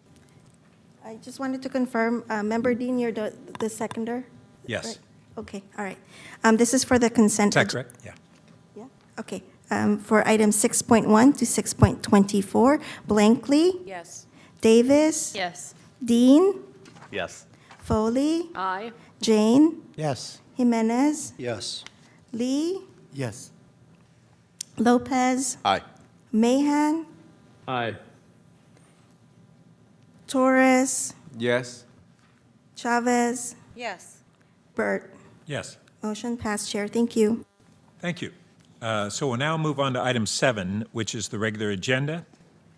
The first item is 7.1, is an action item to adopt the amendment to the Santa Clara Valley Transportation Authority Amalgamated Transit Union Local 265 Pension Plan, noted in Exhibit 2 of the staff report, to permit certain surviving spouses and surviving registered domestic partners to be eligible retirees access to retiree medical plan coverage through the California Public Employees Retirement System if the retiree predeceases their survivor. Sonia Morrison, our Chief People Officer, will provide the report. Welcome, Sonia, again. Thank you. Good evening, Chair Burt, Vice Chair Chavez, and board members. I'm Sonia Morrison, the Chief People Officer for VTA.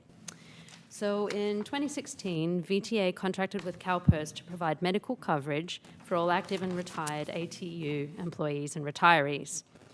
In the past year, it was discovered that for surviving spouses and registered domestic partners of a retiree that predeceases the survivor but doesn't leave a benefit, that those survivors would not meet the definition for retiree under the Public Employees Medical and Health Act, and so they would not be eligible for health insurance.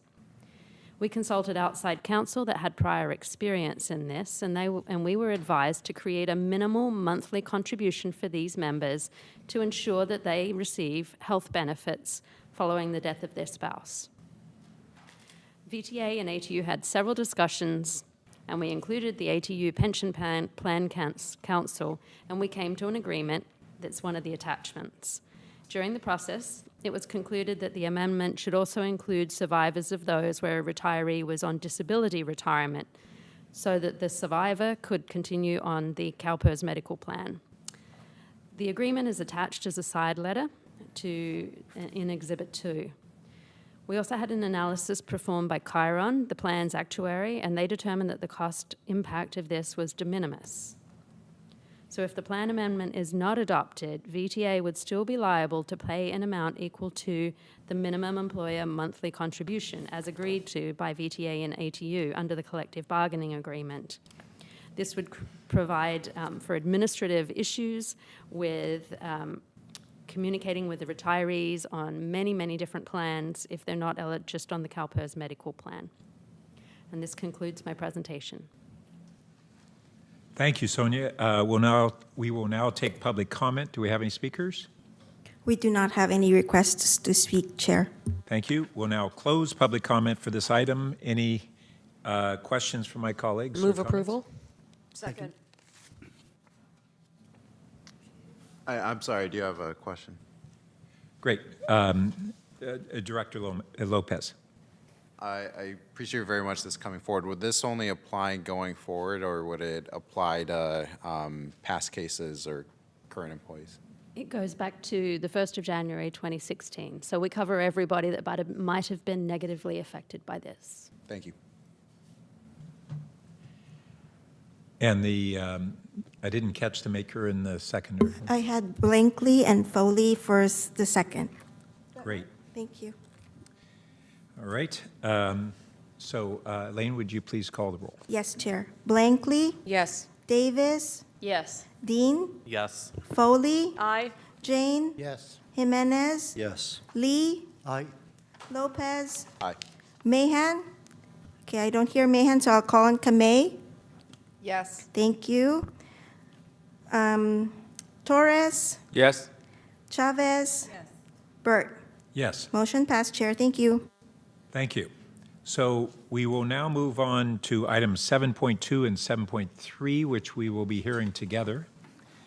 Item 7.2 is an action to authorize the general manager, CEO, to execute a contract amendment with HNTB plus WSP joint venture for an amount up to $55,200,000 for a new total contract amount of up to $206,641,724 and extend the contract by 16 months from July 1st, 2023 to October 31st, 2024 to continue providing program management services for VTA's BART Silicon Valley Phase 2 extension project.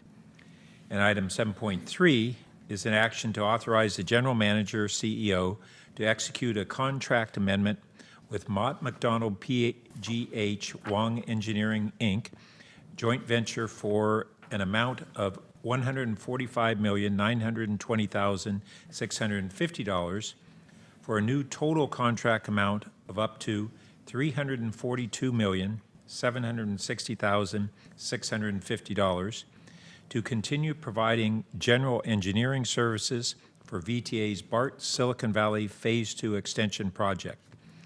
Gary Griggs, Chief BART Silicon Valley Program Officer, will provide the report. Welcome, Gary. Thank you, Chair Burt, Vice Chair Chavez, General Manager Ganat, and directors. I'm Gary Griggs, Chief Program Officer of BART Silicon Valley Phase 2. Tonight, I'd like to come before you to present two items of 7.2 and 7.3 in regard to advancing the services of critical support, professional services in support of the project. This is our simplified graphic of how our organization is put together with VTA in the lead. The two items that we're discussing tonight are the program management team and also the general engineering consultant team, both very critical to delivery of the program and have been providing support to us up to this time. The program management team is a joint venture of HNTB and WSP with quite a number of subconsultants, and they provide overall management of the project and support of VTA, as well as engineering and also contract management.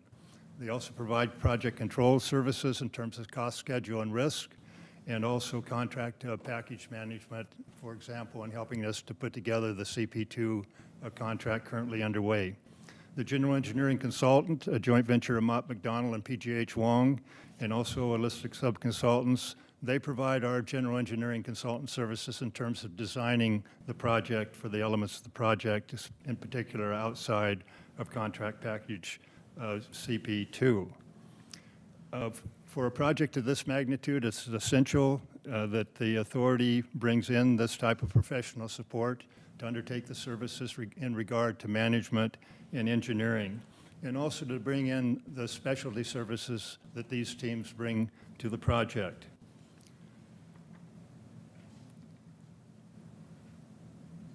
Oops. Sorry, went too far. I'd like to discuss quickly how this all lines up with the critical project schedule right now. This shows you on this graphic the program management team going through to late 2024, and also the general engineering consultant team extending through to the 2026. We have several critical items currently underway, especially in regard to the requests for entry into New Starts Engineering. And also later in 2024, we're pursuing the full funding grant agreement from the Federal Transit Administration.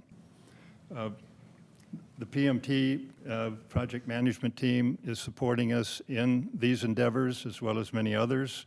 And also the general engineering consultant team is providing the engineering services in support of this continuing effort.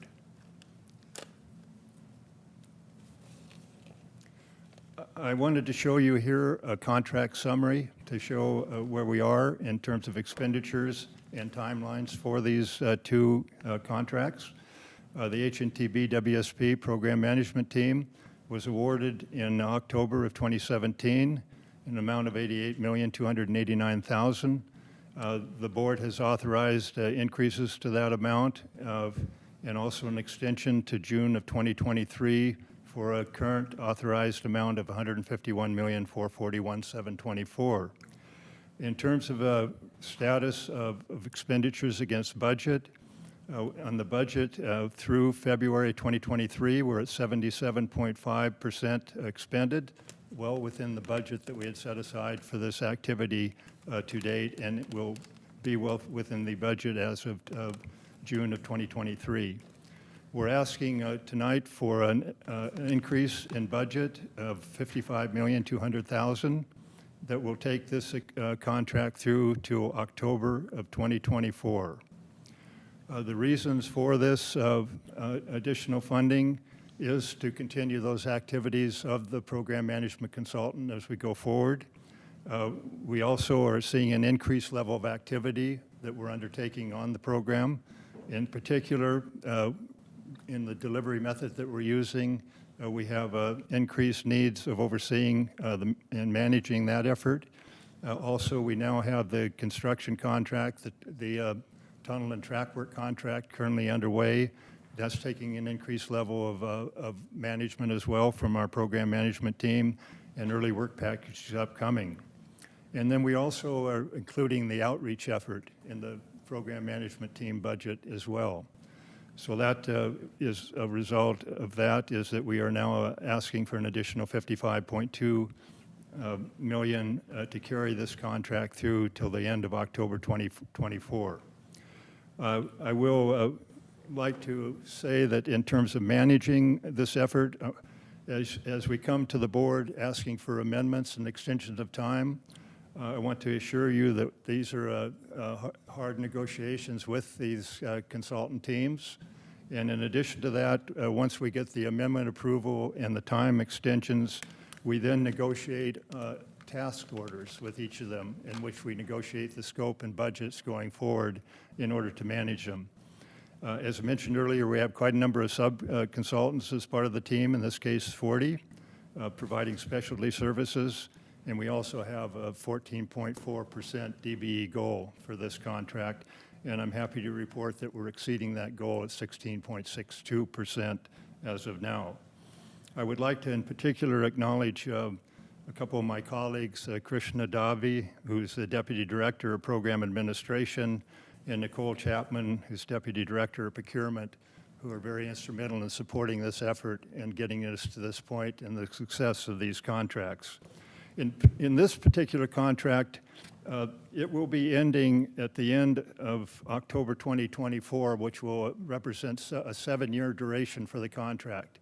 And as a result of that, we will be going out and recompeting the program management team later this year to have the team in place again at the end of October 2024 to continue the services for, over the duration of the project. I'd like next to talk about our general engineering consultant contract. Here again is a summary of the contract. Originally awarded at $125 million in January of 2019 and scheduled to end December of 2026. We're not asking for a time extension in this one because we have this contract in contract through till the end of 2026. We have come before the board before to get amendments and increases to this contract consistent with the continuing needs of the project, and that brings us to a total authorized amount of $196,840,000, again through to the end of 2026. Currently, through February 2023, we've expended 87.1% of that contract, so we're well within budget. And the time, obviously, we're about 50.5% because we're going on to December 2026. So tonight I'm asking for an increase of $145,920,000 for this contract. These are continuing services. We're having increased needs of these services because of the delivery approach that we're taking to the project in terms of completing a lot of the design ourselves through the general engineering consultant team. And I want to also say that, again, that we negotiate all of these amendments with these teams, and we use a task order approach so that we can make sure to control cost and schedule and scope as we go forward. We have 42 subcontractors on this team, 15.55% DBE goal. We're lagging that a bit at 14.72, but we believe that this is due in part because we have not reported fully on some of the subconsultant activity. I'd again like to acknowledge my colleagues Krishna Davi and Nicole Chapman in their support of this effort. So with that summary, I'd like to then move on to request that you authorize the general manager to proceed with these contract amendments. Thank you very much. Thank you, Gary. We'll now take public comment. Do we have any speakers? Chair, I do not have any requests to speak. Okay, we'll now close public comment. Questions from colleagues? Director Jane. Thank you, Director Griggs. If you could go to the slide before this one. So I guess, no, the next one, yes. So the original contract award, sorry, it keeps moving. So the original contract award went from January 2019 to December 2026, and it was 125 million. So now we're up to 342 million for the same period. And I'm wondering, that's like triple. So can you sort of explain, because the previous slide, the original contract was for a shorter amount. If you can go back to the previous one. Yes. It was for a limited period of time, and then we extended the time and extended the time. But here, the original contract was for the full time, and we're triple for the same amount of time. Yes, Director Jane, when we started the contract back in January 2019, it was for a more limited level of design. And at that time, we were anticipating proceeding with a design-build approach to the contract. So they were brought on initially to provide some of those initial services that we needed at the front of that effort, and also in support of some of the project development work that was taking place. Now, as we're moving forward, we have changed the direction of the project, and in fact, I'll be explaining that in my later presentation, and gone to a design bid build approach on these contracts. And for a number of reasons, which I will talk about in my later presentation. As a result of that, we have seen increased needs for the general engineering consultant to move forward at this greater level of activity. Okay, very good. Thank you. Director Chavez. Thank you. Vice Chair. Thank you. I know you're going to give a presentation at a higher level regarding these contracts, but since we're voting on them now, maybe it's worth explaining to the board the new approach. And I mean, we almost should have done this the other way around. So maybe dive in there, Gary, and walk us through this. Vice Chair Chavez. So go with the chair. As I explained earlier, that when we started out of the contract, it was a more limited amount of activity in support of bringing the contract to the point where we could go out, in particular for the CP2 of Progressive Design Build contract right now. We also looked at a number of different approaches to the project. For example, the single bore and twin bore studies that were done. That took some additional engineering effort too from our general engineering consultant. But more significantly is that we have decided, in light of the current economic conditions underway, that we were reluctant to go forward with additional design build contracts at this time. It was originally planned that we would go out with 3 additional design build contracts for some of the remaining portions of the contract outside of the CP2 tunnel and track work contract. Had we gone design build, we would have had our general engineering consultant advance the design to about a 30% level. But when we go to design bid build, and there are quite a number of reasons that we wanted to do that for better control of the project, for managing and trying to mitigate the current economic impacts that we're seeing right now from escalation, inflation, increased interest rates, and also concerns about having 4 large design build contracts underway at the same time in terms of our ability and cash flow ability related to those projects. So we've made the decision to go to the design bid build approach, and that means that this GEC and we're fortunate to have such a capable GEC, will carry forward to 100% design. And even beyond that, they will then provide design support during construction services. And so that's the major reason for the increase that we're seeing in this contract amount. So just a follow-up to that, you know, I know we had peer review helping us make some determinations about how to proceed, and I'm wondering was part of the change in approach rooted in feedback we got there? That's kind of one part of the question, and then the other part of the question is, what did we learn from phase one that may also be influencing this new approach relative to phase two? Because frankly, originally, we were not looking at this construction method, I mean, this, well, yeah, it's a bid and construction method as we are today. Yes. Phase one I wasn't directly involved in, but I'm aware of some of what occurred there. But the other projects that I've been involved in, for example, the Warm Springs project, where I was overseeing the general engineering consultant activities. And what we're experiencing is that one thing is on a mature system like BART that has been in operation for 50 years, we find that there's not a lot of flexibility in what you can do in terms of the design criteria and operating and maintenance guidelines.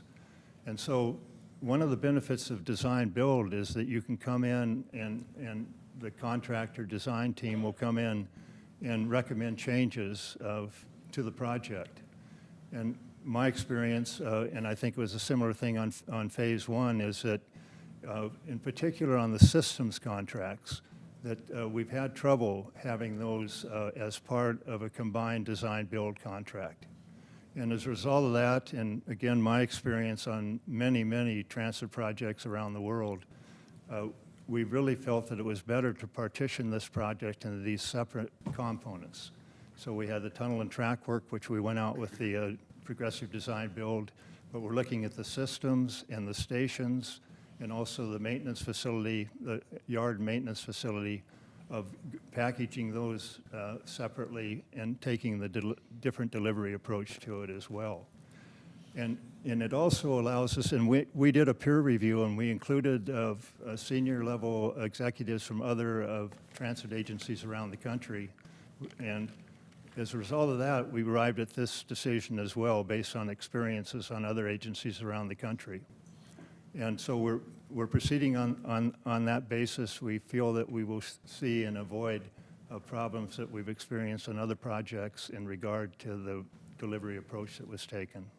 So, colleagues, one thing that I know we're extending a contract, but one of the things that I want to make sure of is that what's being built into the contracts, and I'm assuming this happened when we very first let the contracts, is that the process for managing arbitration and conflict is built in to the extent, both the primary contract and the extension, because they're playing a much bigger role.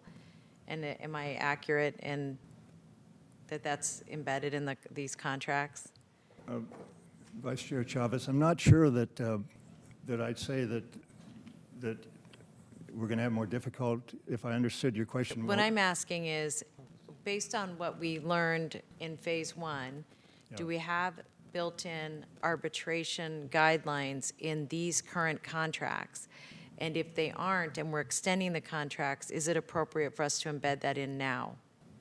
And I'm not saying that we have a problem, I'm saying that we will have a problem, and the method for arbitrating that problem is built into the contract. Yeah, I think I need to go back because there's the construction contract, the progressive design build, and then these are the engineering contracts. I absolutely understand what they and are. then there's the other construction contract. So I don't know whether Evelyn or Nicole, our Chief Procurement Officer, can answer those questions at this moment, or we can get back to you. So I don't know. I don't know if we have arbitration in any of them.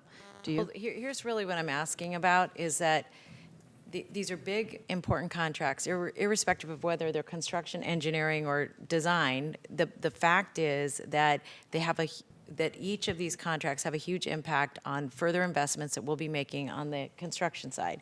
So what I'm asking is, do we have a process, and I'll use a different term because I think my term is what's confusing people, for mediating disagreements or risks and responsibilities relative to the partnership we have based on the current structure of the contracts you're putting forward?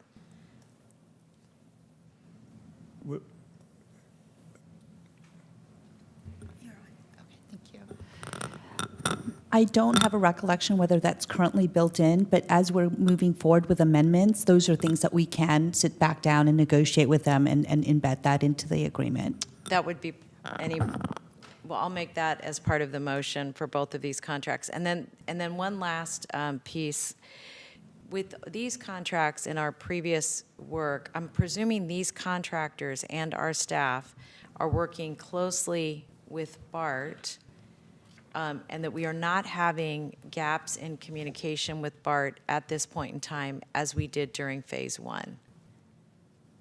Yes, Vice Chair Chavez, we're working very closely with BART in regard to this. We have set up what we call the Rail Systems Organization, which handles the interfaces between BART and ourselves and the contractor. So trying to make sure that we manage that relationship, especially with the contractor. So, and if it's not appropriate for this item, which it may not be, did you want to? So I think this is one of the reasons, as Gary mentioned, for design, bid, build, is because when we had the design builder through Phase 1, there was much more of a disconnect between the designer of the construction contract with the, and then we had someone just sort of managing the engineering coordination. And then BART, it was a little more convoluted. Now we have by having a GEC come in and with us, with what Gary was saying, in an interface program, we're able to get a closer working relationship with BART. And that was one of the reasons why we wanted to design, bid, build for systems. That's very helpful. And the only other thing I'll add, colleagues, you may recall that one of the challenges we also had in Phase 1 had to do with the way we were billed for BART's engagement in the process. And so while that's not this item, I will just highlight for my colleagues that one of the questions I will be asking of our staff is that the billing process and the engagement process is quantified and codified as we move forward. Thank you. Those are all my questions. And I would move items 7.2 and 7.3 with the added change that we embed mediation in both of the extensions of these contracts. That was a second by Davis. Thank you. Chair, Yes. Director Jay. So if you go to the previous slide here on this, I think you said that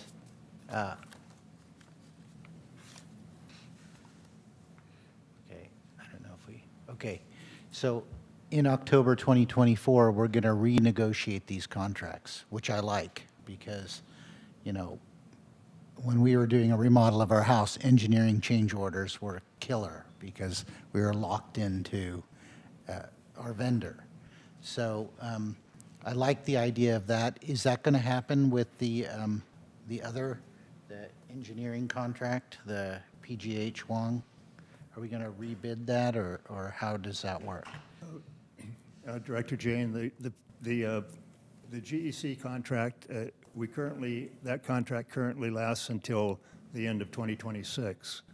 And so that's a 7-year duration. And what we do is we try to hold to 7 years as the maximum duration of the contract and then go out to recompete, as we're planning to do for the program management team contract.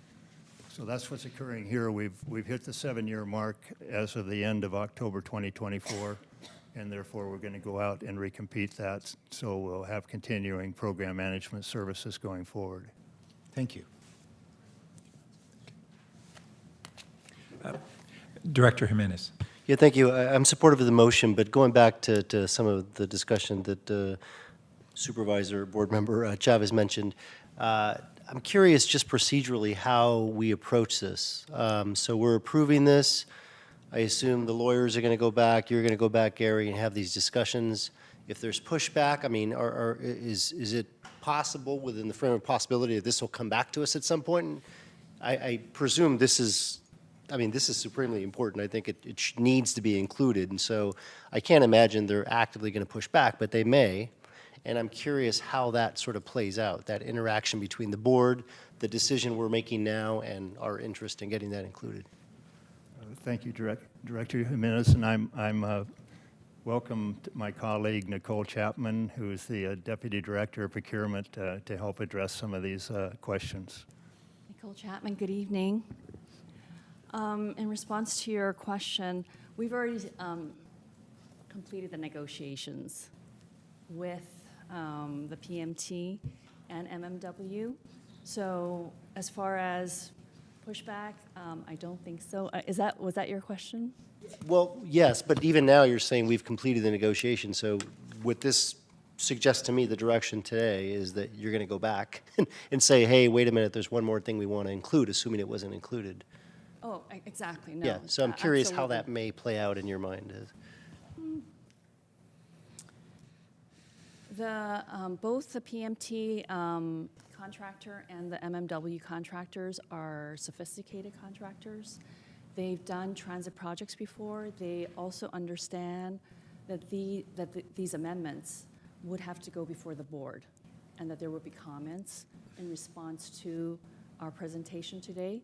So after today's meeting, we would go back to the board and, to the contractors and say, okay, we went before the board and this is a prerequisite to us entering to the contract. Okay, and then assuming if they're supportive of it, which I presume that they probably will be, then it just moves forward. We don't see this again necessarily unless there's another amendment. If they are not supportive of it, then I assume this item would come back to us some way, shape, or form, correct? Exactly. To have a discussion again. Okay. Exactly, because we would not proceed without, we wouldn't proceed in contravention to what the board is asking us to do. Okay, all right, thank you. It just helps me wrap my head around sort of how this is going to play out, but thank you. Okay. Director Kamei? Thank you so much. I was just curious, with projects of this magnitude, there is no stipulation for mediation or arbitration or anything to solve disagreements? I'm just No. asking, because Director I'm Kamei- surprised. Yeah. Director Kamei, yeah, in any project like this, including this one, first of all, we'll have a dispute review board for the project, where we'll have experts from outside of the project come in and help resolve any differences that we might have among the parties. So you do have Yes, mediation? it's called a dispute review board, but then we will also use alternative resolution methods such as arbitration or mediation as well, to try at most and to greatest extent possible to avoid litigation. So we Okay, will use so those. on these types of very huge projects, that does exist. I was a little bit surprised that there was not confirmation that in fact we do have this included in such big projects. Yes.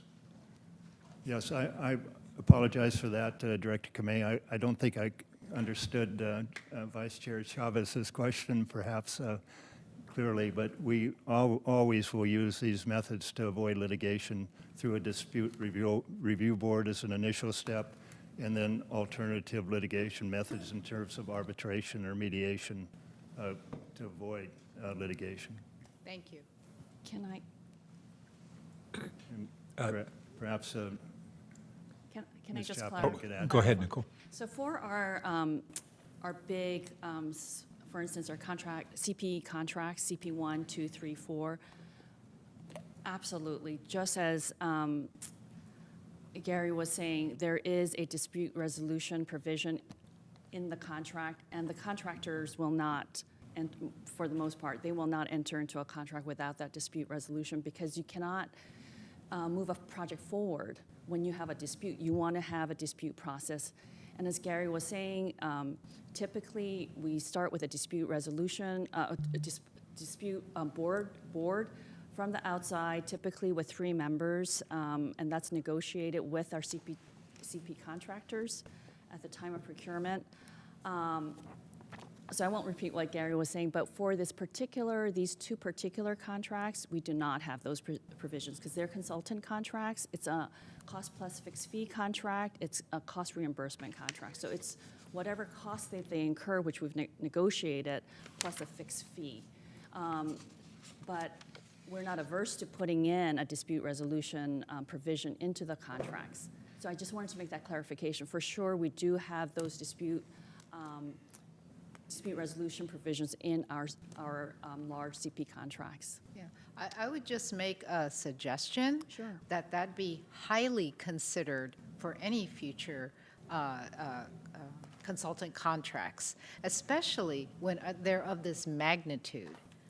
And for the length of time. I mean, you're talking 7 years, and, for some people, they may say, oh, well, that's not that long, but for others, it's quite a long time. So you have to live with it for a while. So I would highly encourage that for all consultant contracts. Thank you.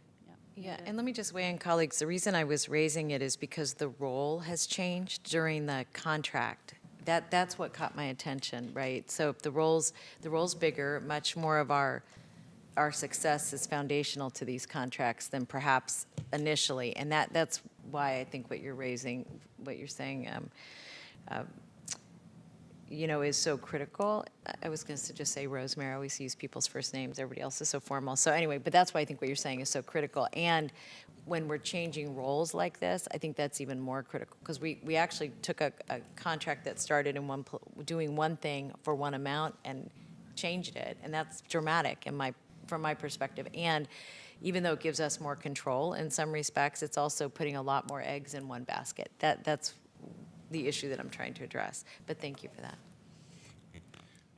Yes, and I might just add, and I appreciate that Ms. Chapman brought this. I was speaking more to the large construction contracts and the approach that we take, because that's generally where we have most of the problems, and Phase 1 is a good example of that. So Ms. Chapman is correct that for professional services contracts, we generally don't take that approach, but we could certainly look at doing it.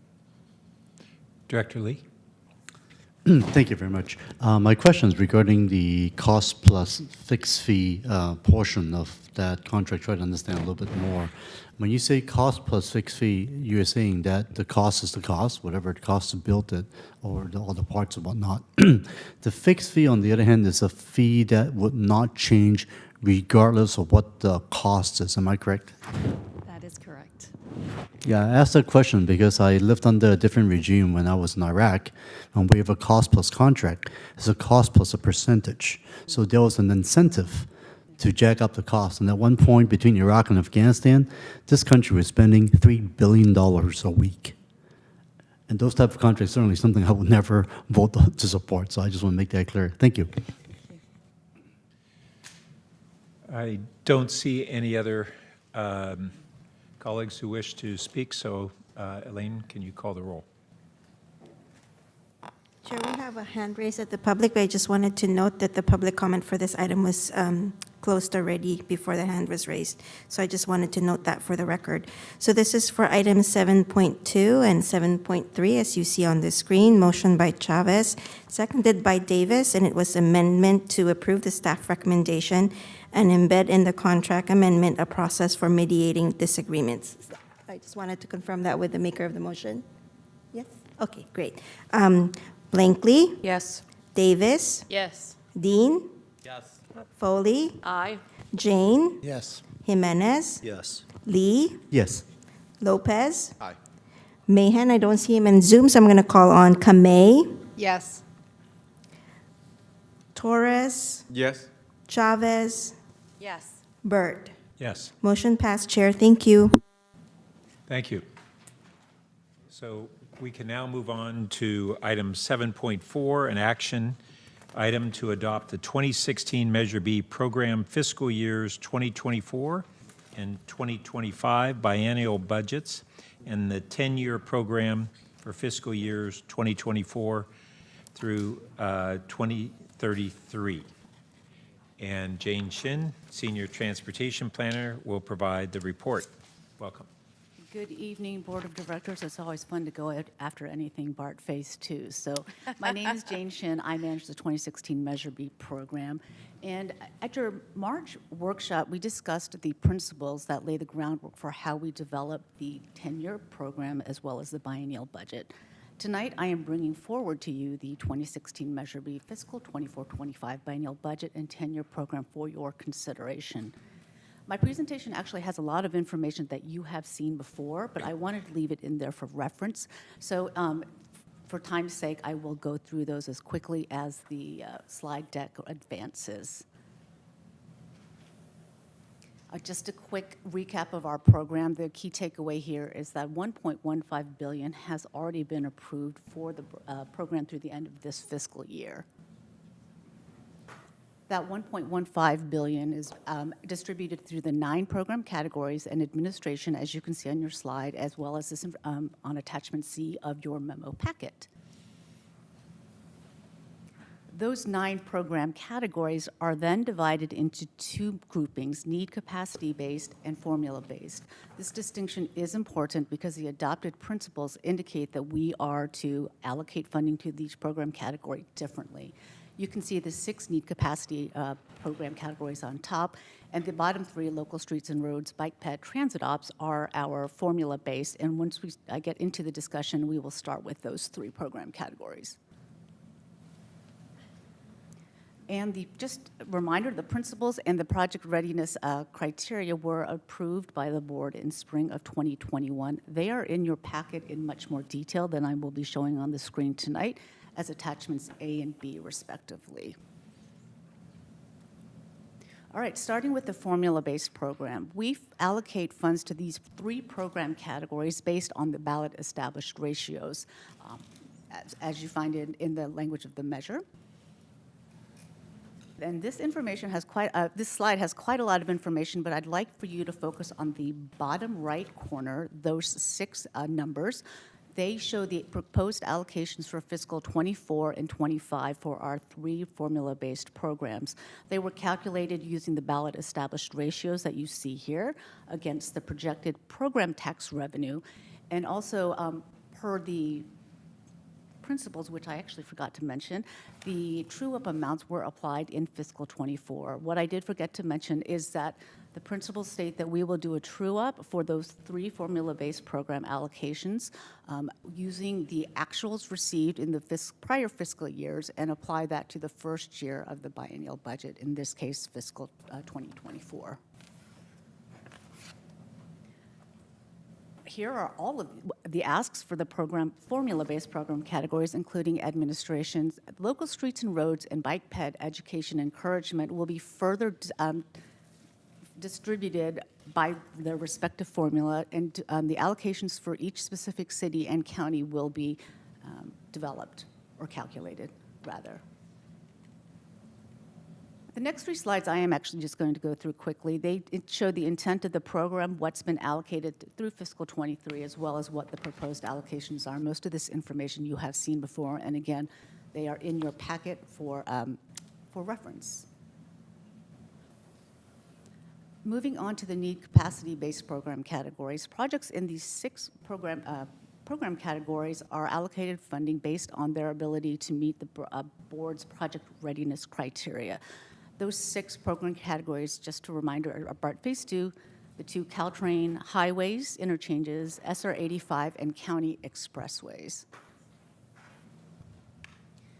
The 3 project readiness criteria are project delivery status, funding status, and partner agency and community support. And again, these are found in more detail in your memo packet. And again, these are only applicable to those 6 need capacity-based program categories.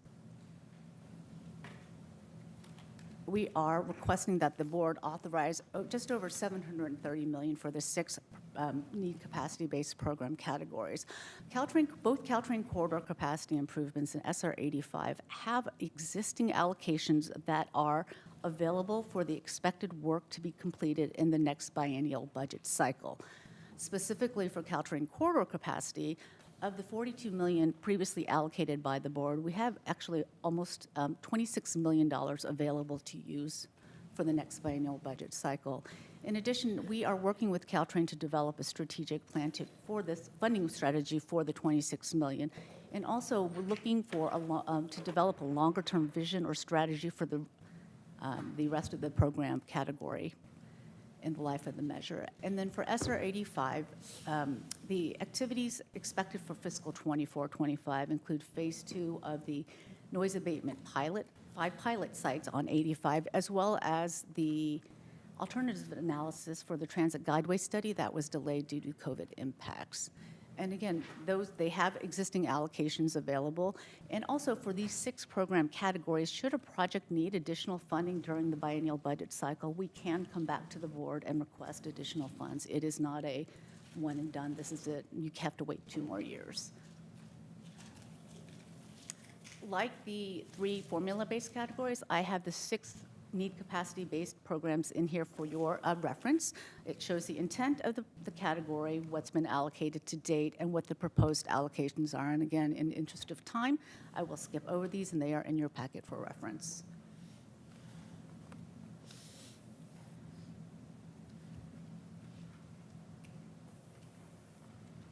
Okay, and the whole shebang, we are asking the board to approve just over $900 million for the next biennial budget cycle. You can see that for our admin and formula-based programs. And again, should the need arise for any of the 6 need-based capacity program categories for additional funding, we can come back to the board. And shifting gears a little bit, we move on to the 10-year program.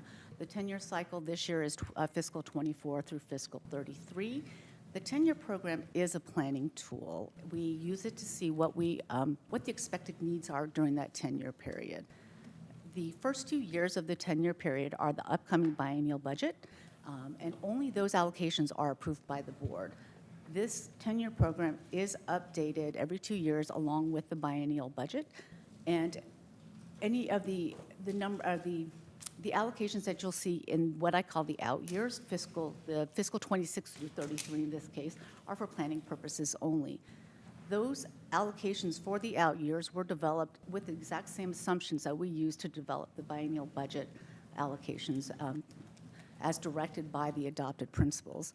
And also, any use of finance, of course, requires approval by the board. It is a little difficult to see on the screen, at least for me, but I would like to walk through this a little quickly. There's a lot of information on this, on the 10-year program in front of you. Starting at the left, the categories that are requesting funding. The second column, the program tax revenue, or that ratio share of the 9 program categories. Column 3 you've seen before, the allocations through fiscal 20. The next 2 columns, fiscal 24 and 25, are what we are asking you to approve tonight. And then again, the rest of the 8 columns are the out years, and these planning numbers were developed with the projections that we have today, whether it be based on ratio share of projected revenues, like the formula programs, or projected needs as informed by project manager expectations, as well as project's readiness, ability to meet those 3 project readiness criteria. I want to note that with the Caltrain Core Capacity Program, I'd mentioned earlier that we are working on a long-term vision for the out years, and those we did include funding for the additional train to Gilroy because we know that that is part of our vision for the program. We, as the chairs of the policy committee mentioned earlier, we did take this to the technical, the citizens and policy advisory committees, as well as the CMPP last month. All 4 committees recommended this item for approval. Should you approve this item tonight, the biennial budget piece of it will then roll into the overall VTA budget, which is coming to you in June for your consideration. And finally, we are requesting that the board adopt the fiscal 24-25 biennial budget and 10-year program. And with that, I conclude my presentation.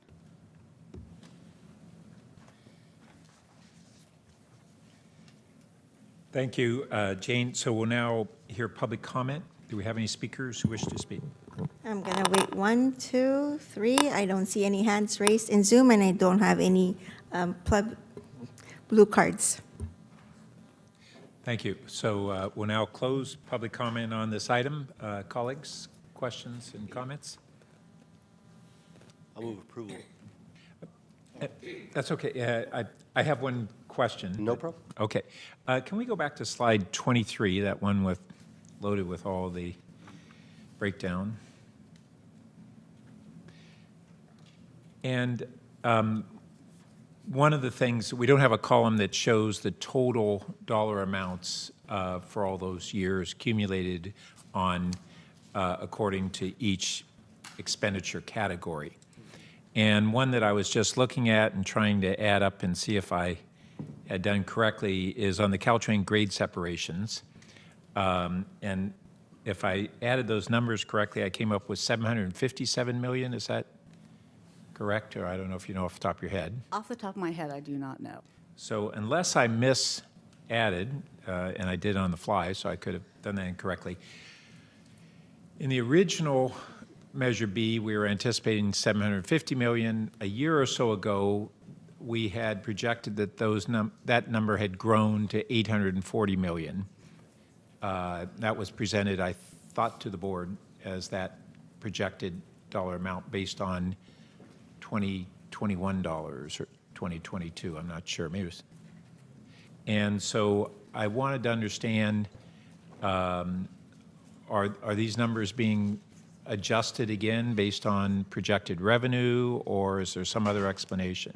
The numbers that you see on specific, well, actually for all of the out years, we did request from project managers this is what they're estimated, what they thought they were going to need, and we did ask for year of expenditure, but we can, go back and that is one thing that I am working on with our fiscal team also, is to figure out how it works with year of expenditure versus, because like you said, everything was started with 2017 dollars and it's already 2023, so how does that jive up?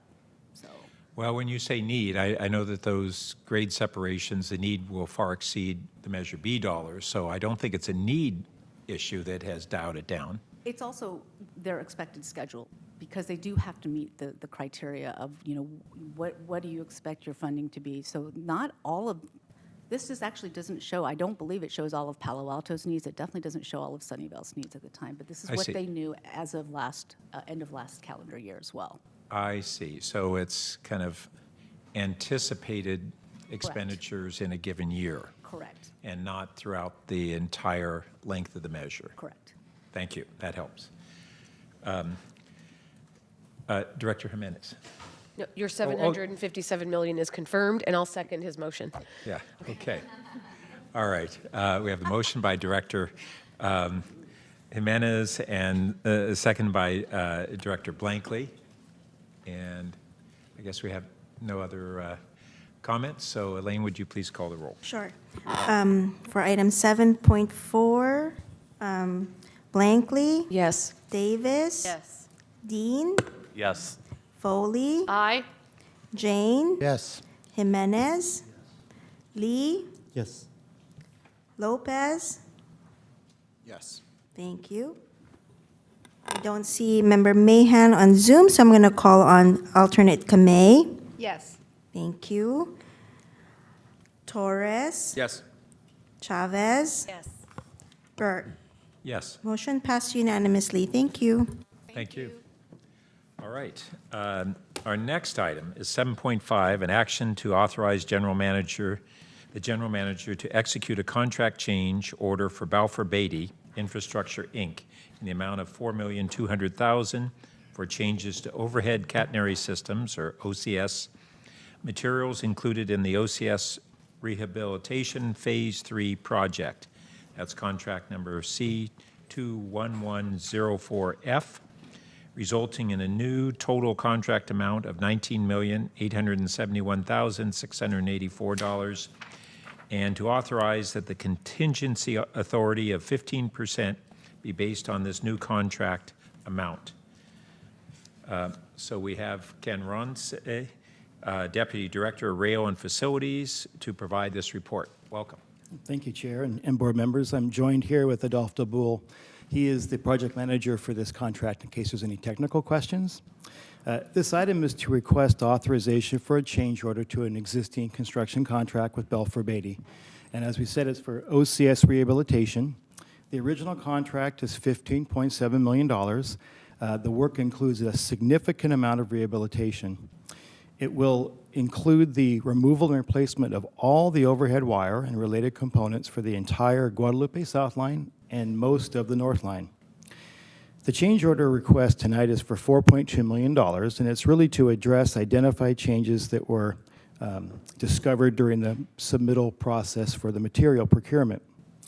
The reason for the large cost revolves around the difference between the material that was used in the original construction many, many years ago and what we're now recommending we use today. Now, during design, we attempted to identify the appropriate materials, but we learned through the submittal process that there are a lot of changes and details that are specific to the OCS components that you don't really learn until you get the submittal review from the contractor. So when we received those, we did recognize that there were some things that we wanted to improve to minimize long-term maintenance, risk, and responsibilities. The cost for the increase includes some technology improvements, some equipment changes, and then even a little bit of labor to install the new equipment. So what we're asking for tonight is authorization to enter into a amendment for $4.2 million, recognition that there is a long-term value and a reduction of long-term maintenance costs that will offset this to some portion. And then there's a second part to the request, and that is in the original award, the board approved a 25% contingency. We're recommending that that be reduced to the normal 15%, provided that this $4.2 million for material changes is approved. That the 25% was to reflect a litany of unknowns that we are now more aware of, and so there's no need to carry a 25% contingency. The 15% contingency would be adequate, so we're recommending that as part of the action. So with that, I'll open it up for questions. Well, first, let's, thank you, Ken. Let's see if we have any members of the public who wish to comment. Yes, we have one hand raised. Eugene, please accept the unmute and begin speaking when you are ready.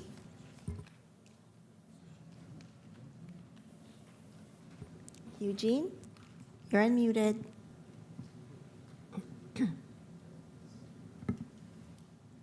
Eugene, we can't hear you.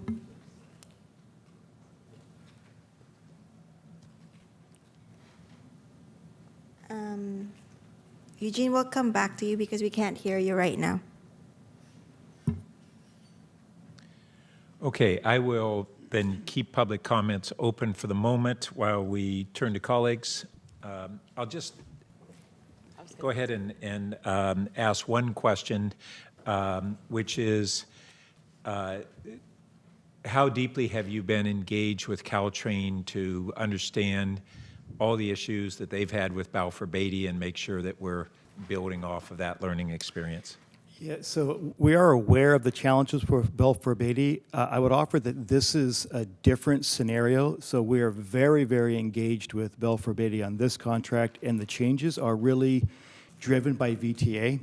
They're not Balfour Beatty extra work. What they really are is an identification for us that there have been some technology changes that we didn't really appreciate during design that we became aware of during submittal review.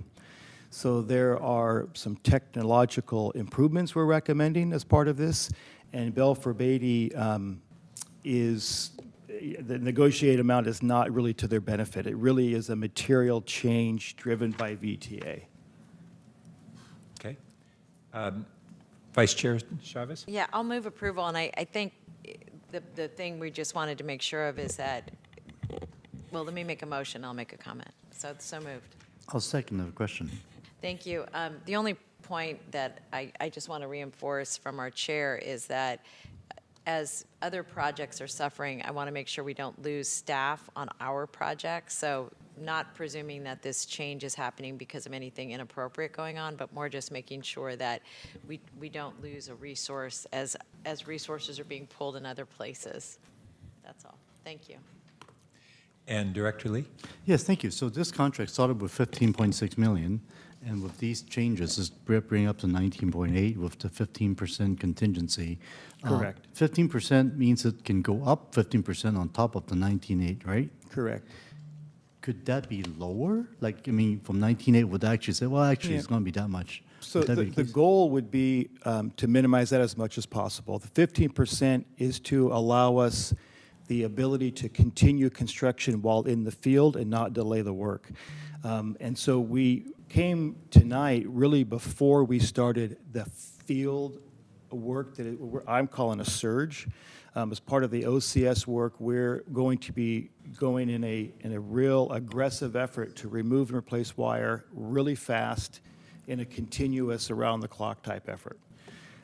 So we do need some contingency for that. The expectation is that if we've done our job well, and we think we have, that it would be less than that. But it would not be prudent to reduce it formally until we've gone through the field work to ensure that it's not needed, if that makes sense? Yeah, so when you say what could be less, you mean the end number could be less than 19.8? Or you No, think less is going to be 19.8 minimum? Minimum. But not more than 15% on top of that. Could be Correct. 10%, could be 13%, that all depends That's on how correct. things are going. That's So what we're correct. really approving tonight is 19.8 plus 15% up to. Yeah, the 15% is strictly a contingency to address unforeseen things in the field. That if there are no unforeseen, it will be the full amount with no contingency, up to 15%, depending on the amount of changes that are identified in the field, and we hope that's minimal. Okay, thank you. Yes, Director Jimenez and then Director Jane. Thank you. You know, this is the first time I've seen a contingency go from 25 to 15 or drop. Yes. We often see it being increased, Right. and so it's very interesting to me. So what I was curious about is, so you're coming back because of the change, or bringing this before us because of the change order, but I'm curious, if that change order wouldn't have happened, would you have still brought it forward to reduce the contingency, or? So what would have happened if this is not approved tonight? What we would go back and we would direct Belfer Beatty to build per plan at our, the satisfaction that we'd be getting equipment and materials not consistent with industry standard. That we'd be basically saying to them, instead of giving us the technology things that allow our OCC, our control center, to monitor things through SCADA, we're going to forego that. Instead of getting the disconnect switches that we think are better for maintenance and not as sensitive to weather conditions, we're going to deal with more maintenance in the field. So we would be forced to accept materials that are not what we think we deserve on the system. Totally understand, and it makes complete sense to me, and I'm going to support of this. Yeah, I was just, I guess the underlying sort of thing about my comment is I was just curious about the impetus to bring this forward. Obviously, there's a change order, Yeah. but you're also mentioned it was 25% contingency, which is very Right. high. I've never seen it. Right. But bringing it down to 15, which I think we all think is a Right. good thing. But just curious, the driving force coming before us Yes, is a change order, but you rightfully thought that this was a good opening to reduce the contingency, right? The driving force is out of, we believe, our necessity to be transparent and to give the board an opportunity to say, no, I don't want you to do, am I not getting the question? Yeah. I think that the original question was, if I understood it right, if we weren't needing the material substantive changes to the Right. change order, Right. and Would only you have still come forward with the No. with the requesting the reduction in the? we wouldn't need to. Okay. okay, Yeah. even for the reduction in the No, we wouldn't need to. We would come in way under the contingency and close the contract out way under the contingency. So I don't think I'm, we got it. We're good. It's okay. It's very interesting to me because when I said, as you probably recognize, that we often don't reduce the contingency, everyone's like, yeah, we rarely see that. So and so that really, was the interesting part. the contingency part is really not the main part. That's just kind of the tail part. Yeah. So what we're really saying is we ask for 25%, because when we do rehab like OCS, we really don't know what we're going to find. Right. Well, we learned that. We found stuff. Yeah. And the problem is, if we had found stuff and it was only 10%, we wouldn't be here. If we found stuff and it was 15%, we wouldn't be here. We found stuff that was 25%. So because we found so much need, that we absorbed all of our contingency. So we're really coming back saying, if you approve these changes, we can go back to just a standard approach, and we don't need all that contingency. Yeah. We basically ate up the contingency with what we learned. Right, I understand. Got it. Okay, so you feel fairly confident that you're not going to go out and find additional things that's going to exceed the 15% now? Correct. Right. That's correct. All right, okay. Very good. And I apologize for apologize the if I confused inartful you. sort of way I asked the question. That was more just, it's just very interesting No, to me. it's just great. see It's the- a good question. But I thank hope you I so didn't much. Appreciate confuse it. Yeah. Director Jane. Yeah, you alluded to the fact that you're doing some material upgrades, which will make the system more reliable, last longer. Yes. And you said that there will be maintenance savings. Yes. Have you quantified any of those? Can you- $800,000 over what term? For the disconnect switches, there's 73 disconnect switches, so that's the difference. But over what term? 800,000 over how many years? How do I turn this? Hello? Can you hear me? Okay. Yeah, for the disconnect switches, what we're adding is SCADA back to the Operations Control Center. We're adding cables and conduits and other boxes. So all of those things are part of the labor and the material cost. But the savings, this $800,000 savings for how long of a term? For the long term. Is it Right. For the 30-year duration? So yeah, for the difference in the disconnect switches, it's 800,000 more in material cost. I don't know about labor. Labor is probably. So the life of the, it's 800,000 for the life of the improvement, and we're showing 30 years for that. So these were installed originally 30 years ago, we've replaced them now. We'll be able to save over its whole life, 800,000. Plus, you'll get more reliability. in Oh, the yes, system. yes, yes, Yeah, yes, yeah. yes, yes, yes. And a reduction in the staff demand. So that's just time. It doesn't have to do with being distracted on working on these when you can be working on something else. So there's a lot of underlying benefits that are not recorded in the $100,000 savings. Okay, great. Thank you. All right. Elaine, would you call, oh, sorry. Director Dean, we're good? Okay.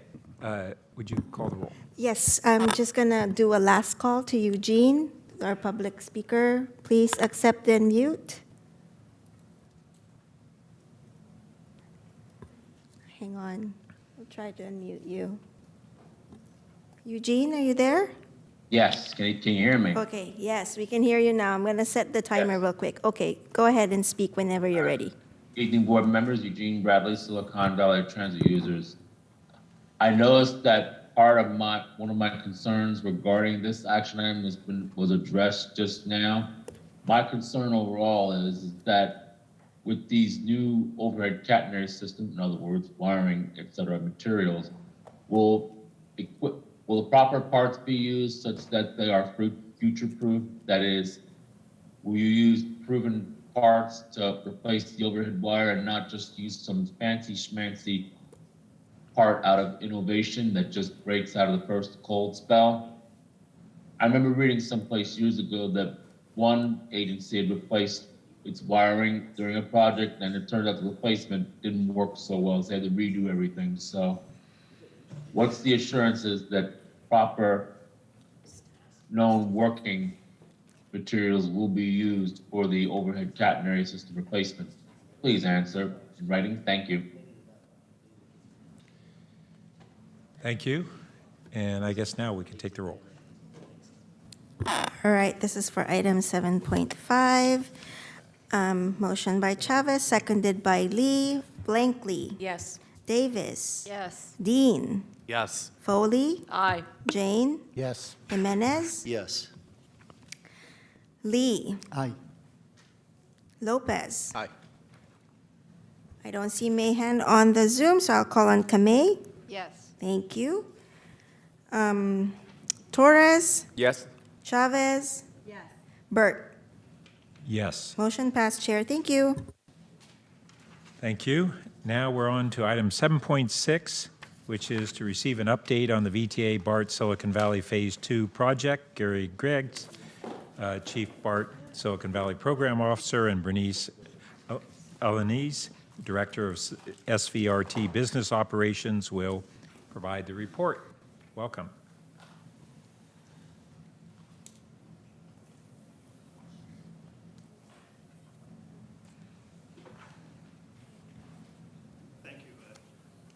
Chair Burt, Vice Chair Chavez, General Manager Ganat, and directors, thank you for the opportunity to give you an update on the Silicon Valley Phase 2 extension of BART. I'm very fortunate to have with me my colleague, Bernice Alanese, who's the Director of External Affairs, will be also participating in this presentation.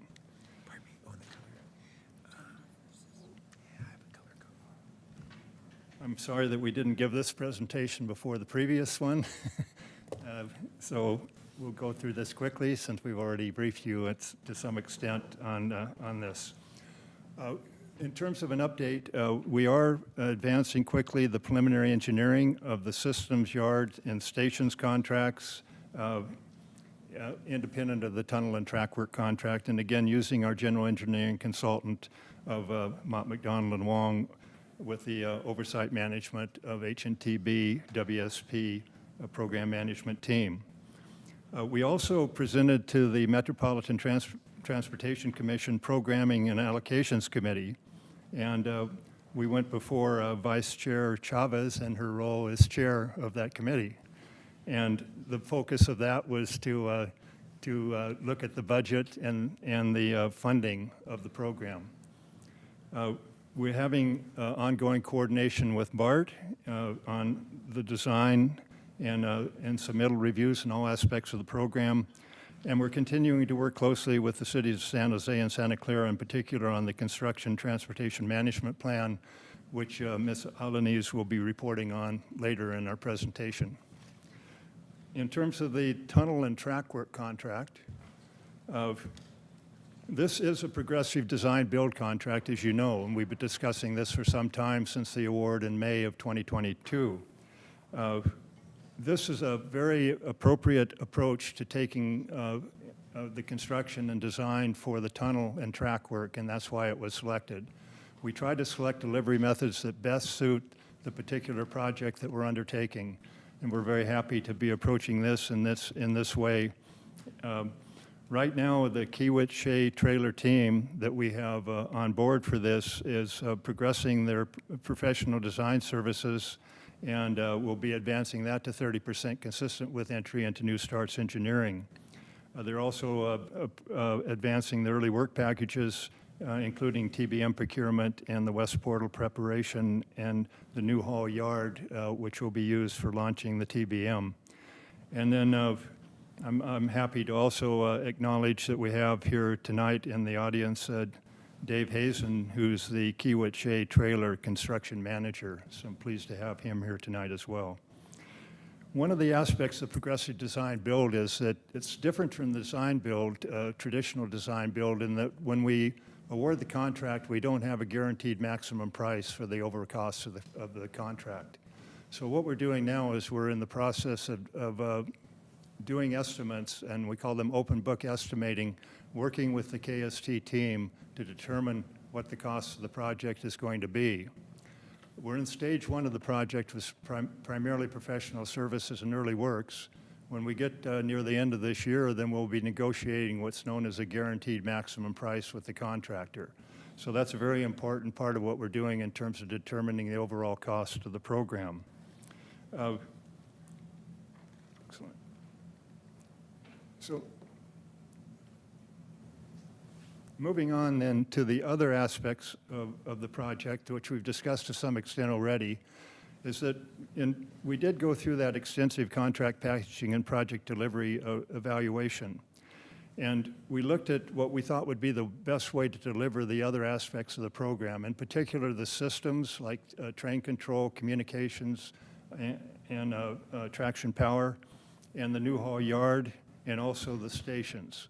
So we wanted to look at how do we want to package those and what do we think would be the best delivery method for us to have the most positive outcome. We looked at moving from design build, as we discussed earlier, to design bid build, and there are a number of reasons that we did that. We just thought that it would better suit an operating system like BART, especially in the systems areas and in the maintenance and facilities areas. And also, we felt that it would help us improve coordination with the tunnel and track work contract because we have a lot of interface requirements there to work with them in looking at the interfaces of the systems and the stations with the tunnel and track work as well. As I mentioned earlier, it's also a matter of cash flow in terms of how much can we have undergoing at a petition at one time in terms of design and construction. And then I've talked a lot about market conditions in particular and the climate that we're in right now, so we really wanted to structure an approach that we thought we could better control those factors that are affecting us right now. And then another very important consideration is that we did have some problems trying to bid out some of their other parts of the program, especially the systems part of the program. We only had one bidder, for example.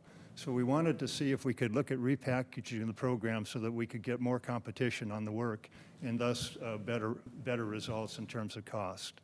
So that's another reason that we've decided to go to these other approaches. And by the way, design bid build is really the traditional approach that we've used at VTA, even going back to the light rail time. So it's really the approach that we're most familiar with. And we also wanted to avoid having too many contractors interacting at the same time because interfaces are very, very important in what we're doing. So let me talk a little bit about the FTA update. We have ongoing monthly meetings with the FTA and the Project Management Oversight Committee, FTA both at headquarters and here in the region. We are currently in the New Starts project development phase, moving towards New Starts engineering, entering into that. And also, as I committed to when I joined VTA about 8 months ago, that one thing that I really wanted to do is go through a very serious rebaselining effort to see where we are in terms of cost and schedule on the program so that we have some certainty going forward. We're still early in the program, so it's always hard to predict at this point when you're at about the 30% level. But doing the best estimate we can, including the risk assessments that we put on to these and working with FTA, we're in the process of pulling together that rebaselining, and we'll be able to bring it forward to you in a not too distant future. And then we are proceeding towards the full funding grant agreement towards the middle of next year. I'll skip over this because you've already seen this, and we had quite a discussion about it in terms of the teams that we have helping us run the program, and also the Shea trailer team, which is very critical to the tunnel and track work. I'd like to also talk a little bit about upcoming procurements. So we have several things ongoing. We're going to be bringing on a construction management professional services firm to help oversee the construction underway on the tunnel and track work contract. We expect to be going out with that this month so that we can reach out and bring in some additional resources to help us in that regard. I spoke at the last board meeting some further details of how that's structured. We also, as I mentioned in the earlier presentation, will be going out for recompetition of the program management team, and we'll be starting that as well later this year. And then we will be, in the way we're repackaging it, we will be having some straight construction contracts coming forward in late 2024, early 2025 for systems, stations, yard maintenance facility opportunities. And again, we can package that in a way to maximize opportunities, to increase competition, and also to provide opportunities for small business and disadvantaged business. So we wanted to restructure it along that line for those reasons as well. This is the timeline. I mentioned the critical dates that we have in entry into FTA New Starts Engineering and the full funding grant agreement, and moving on to major construction of the tunneling and heavy civil works later in the year.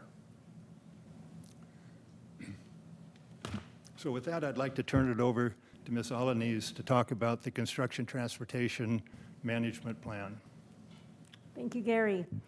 Hi, I'm excited to share what I look at as the next sort of major step in this project, going from discussions on the contract to actually beginning some of the preparation work for construction. And as part of that, we have developed a construction transportation management plan. I'm going to refer to it as a CTMP for brevity. Part of the environmental mitigation requirements is that part of our construction education and outreach program, we have construction transportation management plans. KST, our tunnel and track work contractor, in coordination with the cities and us, vet these plans through. And this is the first of several construction transportation management plans. We have been working on this in close coordination with both cities, San Jose and Santa Clara. And this particular CTMP applies specifically for the Newhall Yard area that does comprise and is in both City of San Jose and Santa Clara. So I want to, as I discuss this more, just really specify that this is for that particular area, and we will be developing subsequent plans for other geographical areas and other construction elements. In addition to working with both cities, we have worked closely with some of the major stakeholders in the area, including Costco, PayPal Park, and the residents that are in close proximity to this particular area of work. Next slide.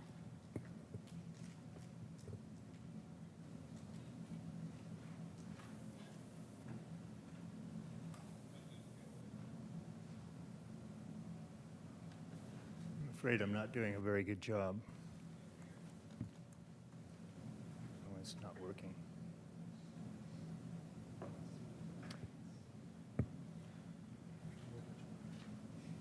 So our next slide, as I can just start discussing it. As part of the process for implementing these construction transportation management plan, we did a significant amount of public outreach. We held a public meeting in the city of Santa Clara in the middle of March, and then we did a virtual meeting. And we had over 50 people attend the public meeting, and then our virtual meeting we had online. And so we had many participants the first night that we launched that, and then we had subsequent individuals look at the presentation to really understand. And we answered, and we had our tunnel and track work contractor on hand for the public meeting, and we answered dozens of questions related to how we were going to be delivering the work and what types of work, and I will be going through the types of work that will occur at this site. Backwards. I know, I'm trying to go backwards.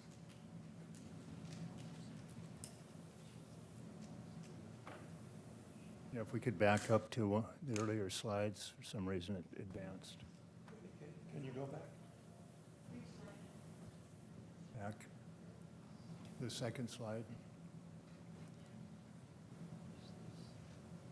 The slide, there's a diagram of the site for the Newhall Yard. It's a visual.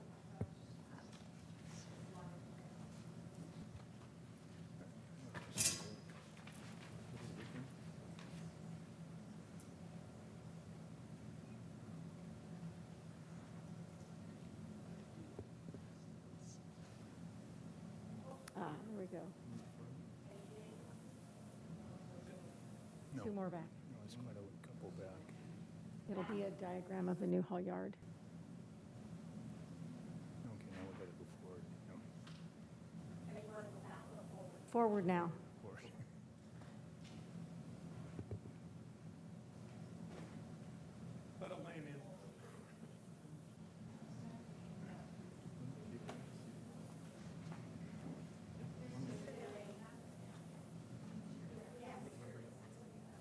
Okay, so if you're looking at, if the board could take a look at the diagram that, there we go.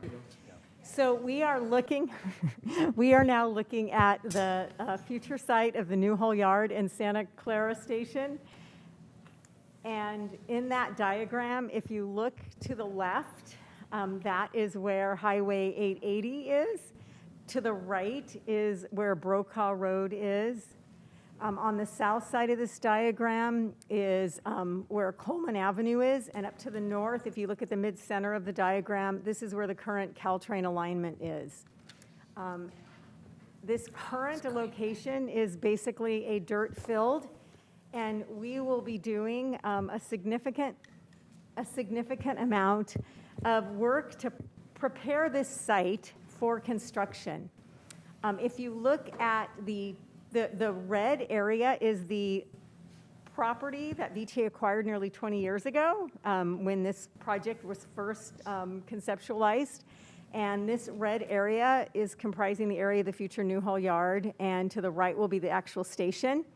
The two gold circles are where the haul routes will begin, where trucks will be coming in and out. And then the blue circle is where the construction team will come in, and right adjacent to that, and that blue is the parking area for those employees there. If you look at the green area, sort of to the top left, that is where the work will occur to build the large shaft that will eventually launch the tunnel boring machine in. And that little bright area on the top of that, that is a sound wall that will be constructed to mitigate the noise for the adjacent residences that are just up above that. And we did have many of those residents come to the meeting. Important to note is this current site is adjacent to the Caltrain and rail corridor and operating nearly 24 hours a day, basically 4:30 in the morning to 1:30 at night. And the homes there do have noise mitigation in them. They're newer homes with double and triple pane windows. Over in the purple, there are places for both. A significant activity will be constructing the tunnel, cement tunnel liners. We will be doing this.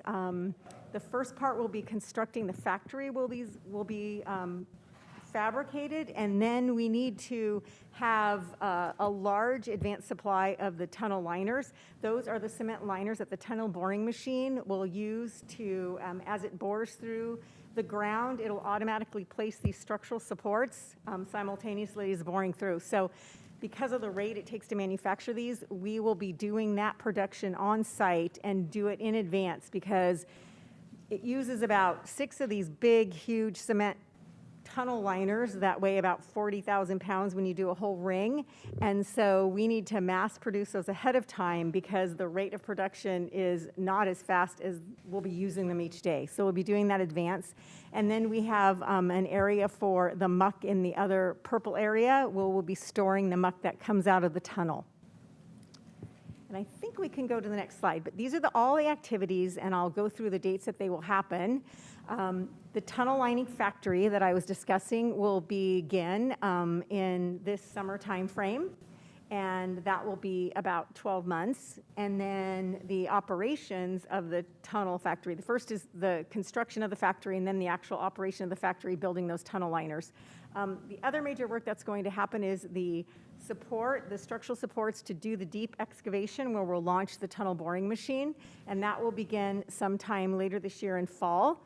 And it will be the launch site, and then eventually where they'll build and reconstruct. The tunnel boring machine is built, deconstructed, and reconstructed, so that'll happen on that site. And then, as I mentioned, there will be the material bin for all the excavated materials that come out, and that will be done more in the winter timeframe of 2024. Now we can go to the next slide. This work, in order to keep pace and have this site ready for, we're calling this early works, and then following the early works is the actual construction where we launch the tunnel boring machine, put it together. And this work, in order to keep on schedule, we will start out with doing single shift work through about the fall time of this year, and then we're going to double shift work, where the work will be from 6 a.m. to 4 a.m., and then we'll also have double shift hauling. We also will be working on Saturdays. Then we pace it down a little bit again, and then we'll still have double shift work, but this hauling will be down to single shift, and we'll still have Saturday work. So we have been working with both the cities of San Jose and the city of Santa Clara. We will, after presenting this, we'll be going to both councils later in this month and in June. So just wanted to present this and welcome to answer any questions that you might have. Thank you. So we'll now take public comment. Do we have any speakers? I'm going to count 1, 2, 3. I don't see any hands raised, Chair. Thank you. So we'll now close public comment on this item and return to colleagues. Any questions or comments? Director Jane. Yeah, I had two questions. I believe you're going to construct a building in which you're going to cast these liners, right? That's my impression. And that'll keep the noise and the dust down. Is that correct for the neighbors? Yes. There will be a structure for the tunnel liner. We're calling it a factory. There's a technical term, but because we're doing this majority for the public, when we do these plans, we call it a tunnel liner factory. But yes, it will be housed in a structure. And then you have a sound curtain wall that you're putting there to prevent noise to the neighbors, correct? Yeah. Yes. Yeah, good. That is along the right adjacent to the rail corridor. Okay, and since this is an update on the whole project, you know, we just talked about the PMT contract, and I imagine they have these huge Gantt charts of, you know, timing. So if we, I guess in the future, maybe I'd like to know, are we on track, you know, to an opening in, what, 2030? Are we slipping? You know, just sort of some update on schedule to make sure that the board knows whether we're slipping or on track. Absolutely. We'd be pleased to come to the board, Director Jane, with a schedule update. Thank you. Just one quick question. Remind me, the anticipated date of the bore entry, that green zone, when we start digging is what? When we launch the tunnel, Yeah. When we actually launch the tunnel bore. Yeah. It takes, we're hoping to move forward fairly soon with actual order of the TBM. We've been completing the space proofing report in the meantime. And then it will take about 18 months to get here. So we're talking very late 2024, early 25, yeah. Okay. Yeah, I can. Sorry. Yeah, very late 24, 25. Yeah. Just thinking that green zone's going to be the world's biggest gopher hole. Yeah. Yeah. All right. So this is an informational item, and so we don't need a motion, and we can move on to item 8, which is 8.1 is items of concern for referral to the administration. Any referrals from colleagues? Vice Chair. Thank you. I want to thank Chair Burt for holding last week's important press conference with Secretary of the California Transportation Agency, Tokes Amashakan, announcing the final $46.6 million to complete the funding for the East Ridge to BART Regional Connector. I still have to get used to calling it that. I'd like to make a referral today for a micro-transit program for the East Ridge community that includes community outreach related to the EBRC program. I think it's very important that we better understand what the community needs are. I also ask that this pilot include an analysis on ridership and frequent stop locations that will help inform us as the program is complete, both relative to the Ocala station and possible development at Reed Hillview Airport.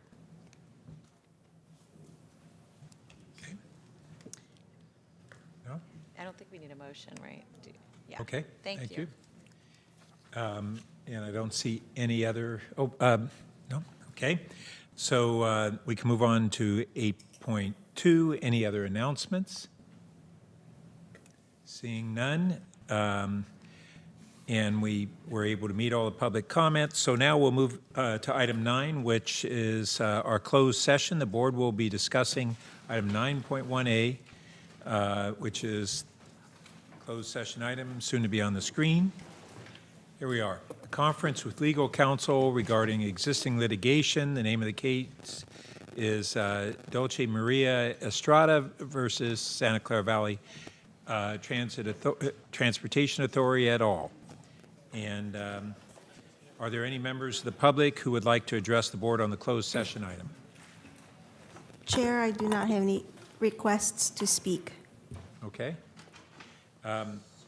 So we'll now go into closed session. Go in the back, but what we And should do is. to everybody from the public, thank you for attending tonight's meeting. But I'm not in charge. Board will go into closed session, be back in 20 or 30 minutes, and to close out the meeting. Thank you. Thank you. We will pause the recording now. Recording stopped. Thank you for everything. Yeah. No, I'm gonna go back up, but just so I don't touch that and put in a pile, it can all be recycled. Right. So I don't. Here's my unless you want to pull something out.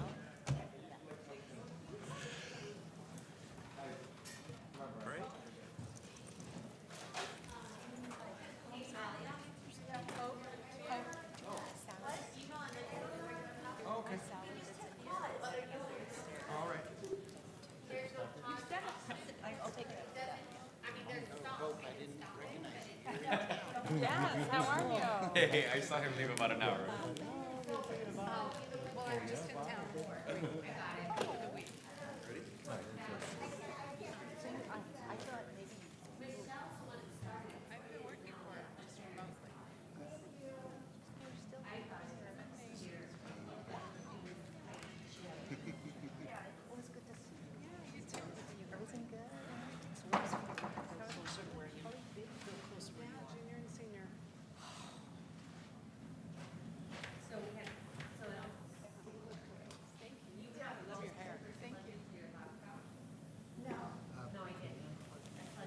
Yes, I will.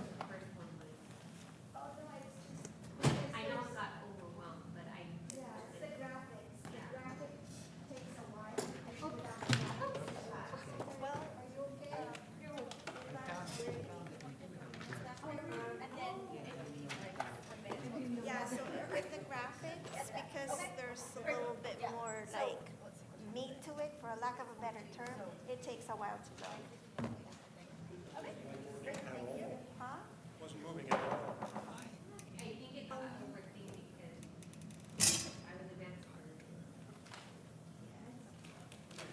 It's all good. So they got yes. You're right. Right? I don't know. Gotta get better at this stuff. Yeah. I know we tried to reschedule it.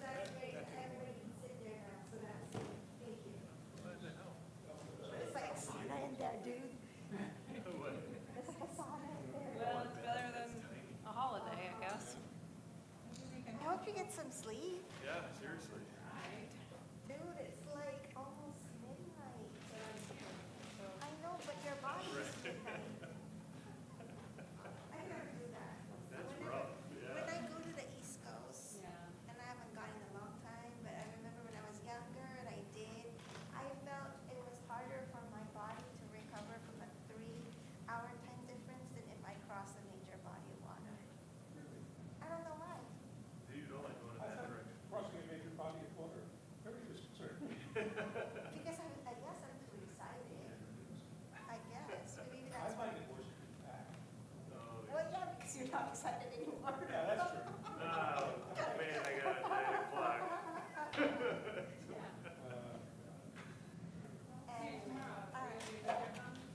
Of course. Of course, we'll see you tomorrow.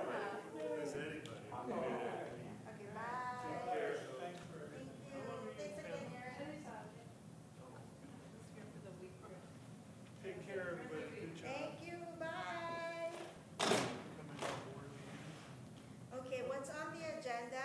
You know, that's one of the things that I like for seeing what's gonna be on the standing. Because I can basically guess what's gonna stay on the regular. Yes.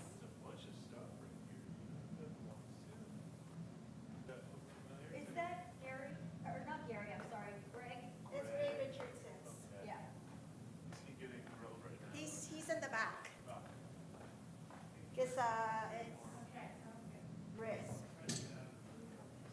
Yes. All that is There's what do you call that? Recycle outside.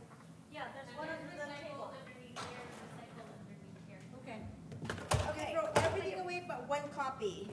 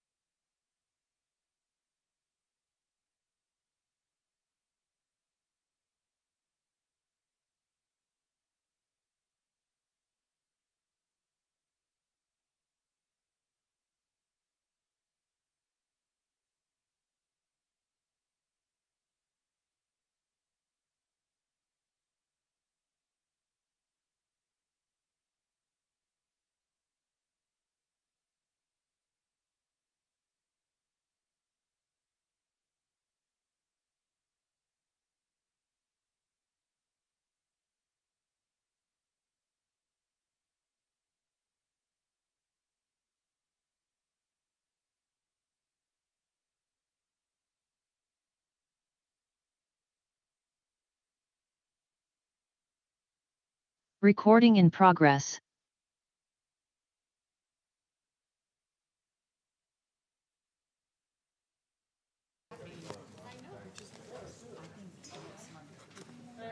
Where am I? There it is.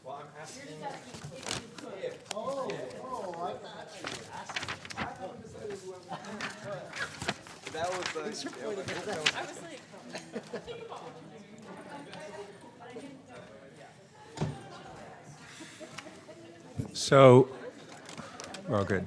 We're now back in open session, and we have no reportable action. So our regular meeting is now adjourned.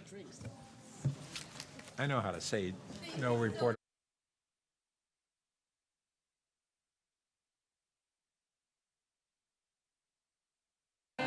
Thank you, everybody. We will end the meeting for all now. For those. Recording stopped.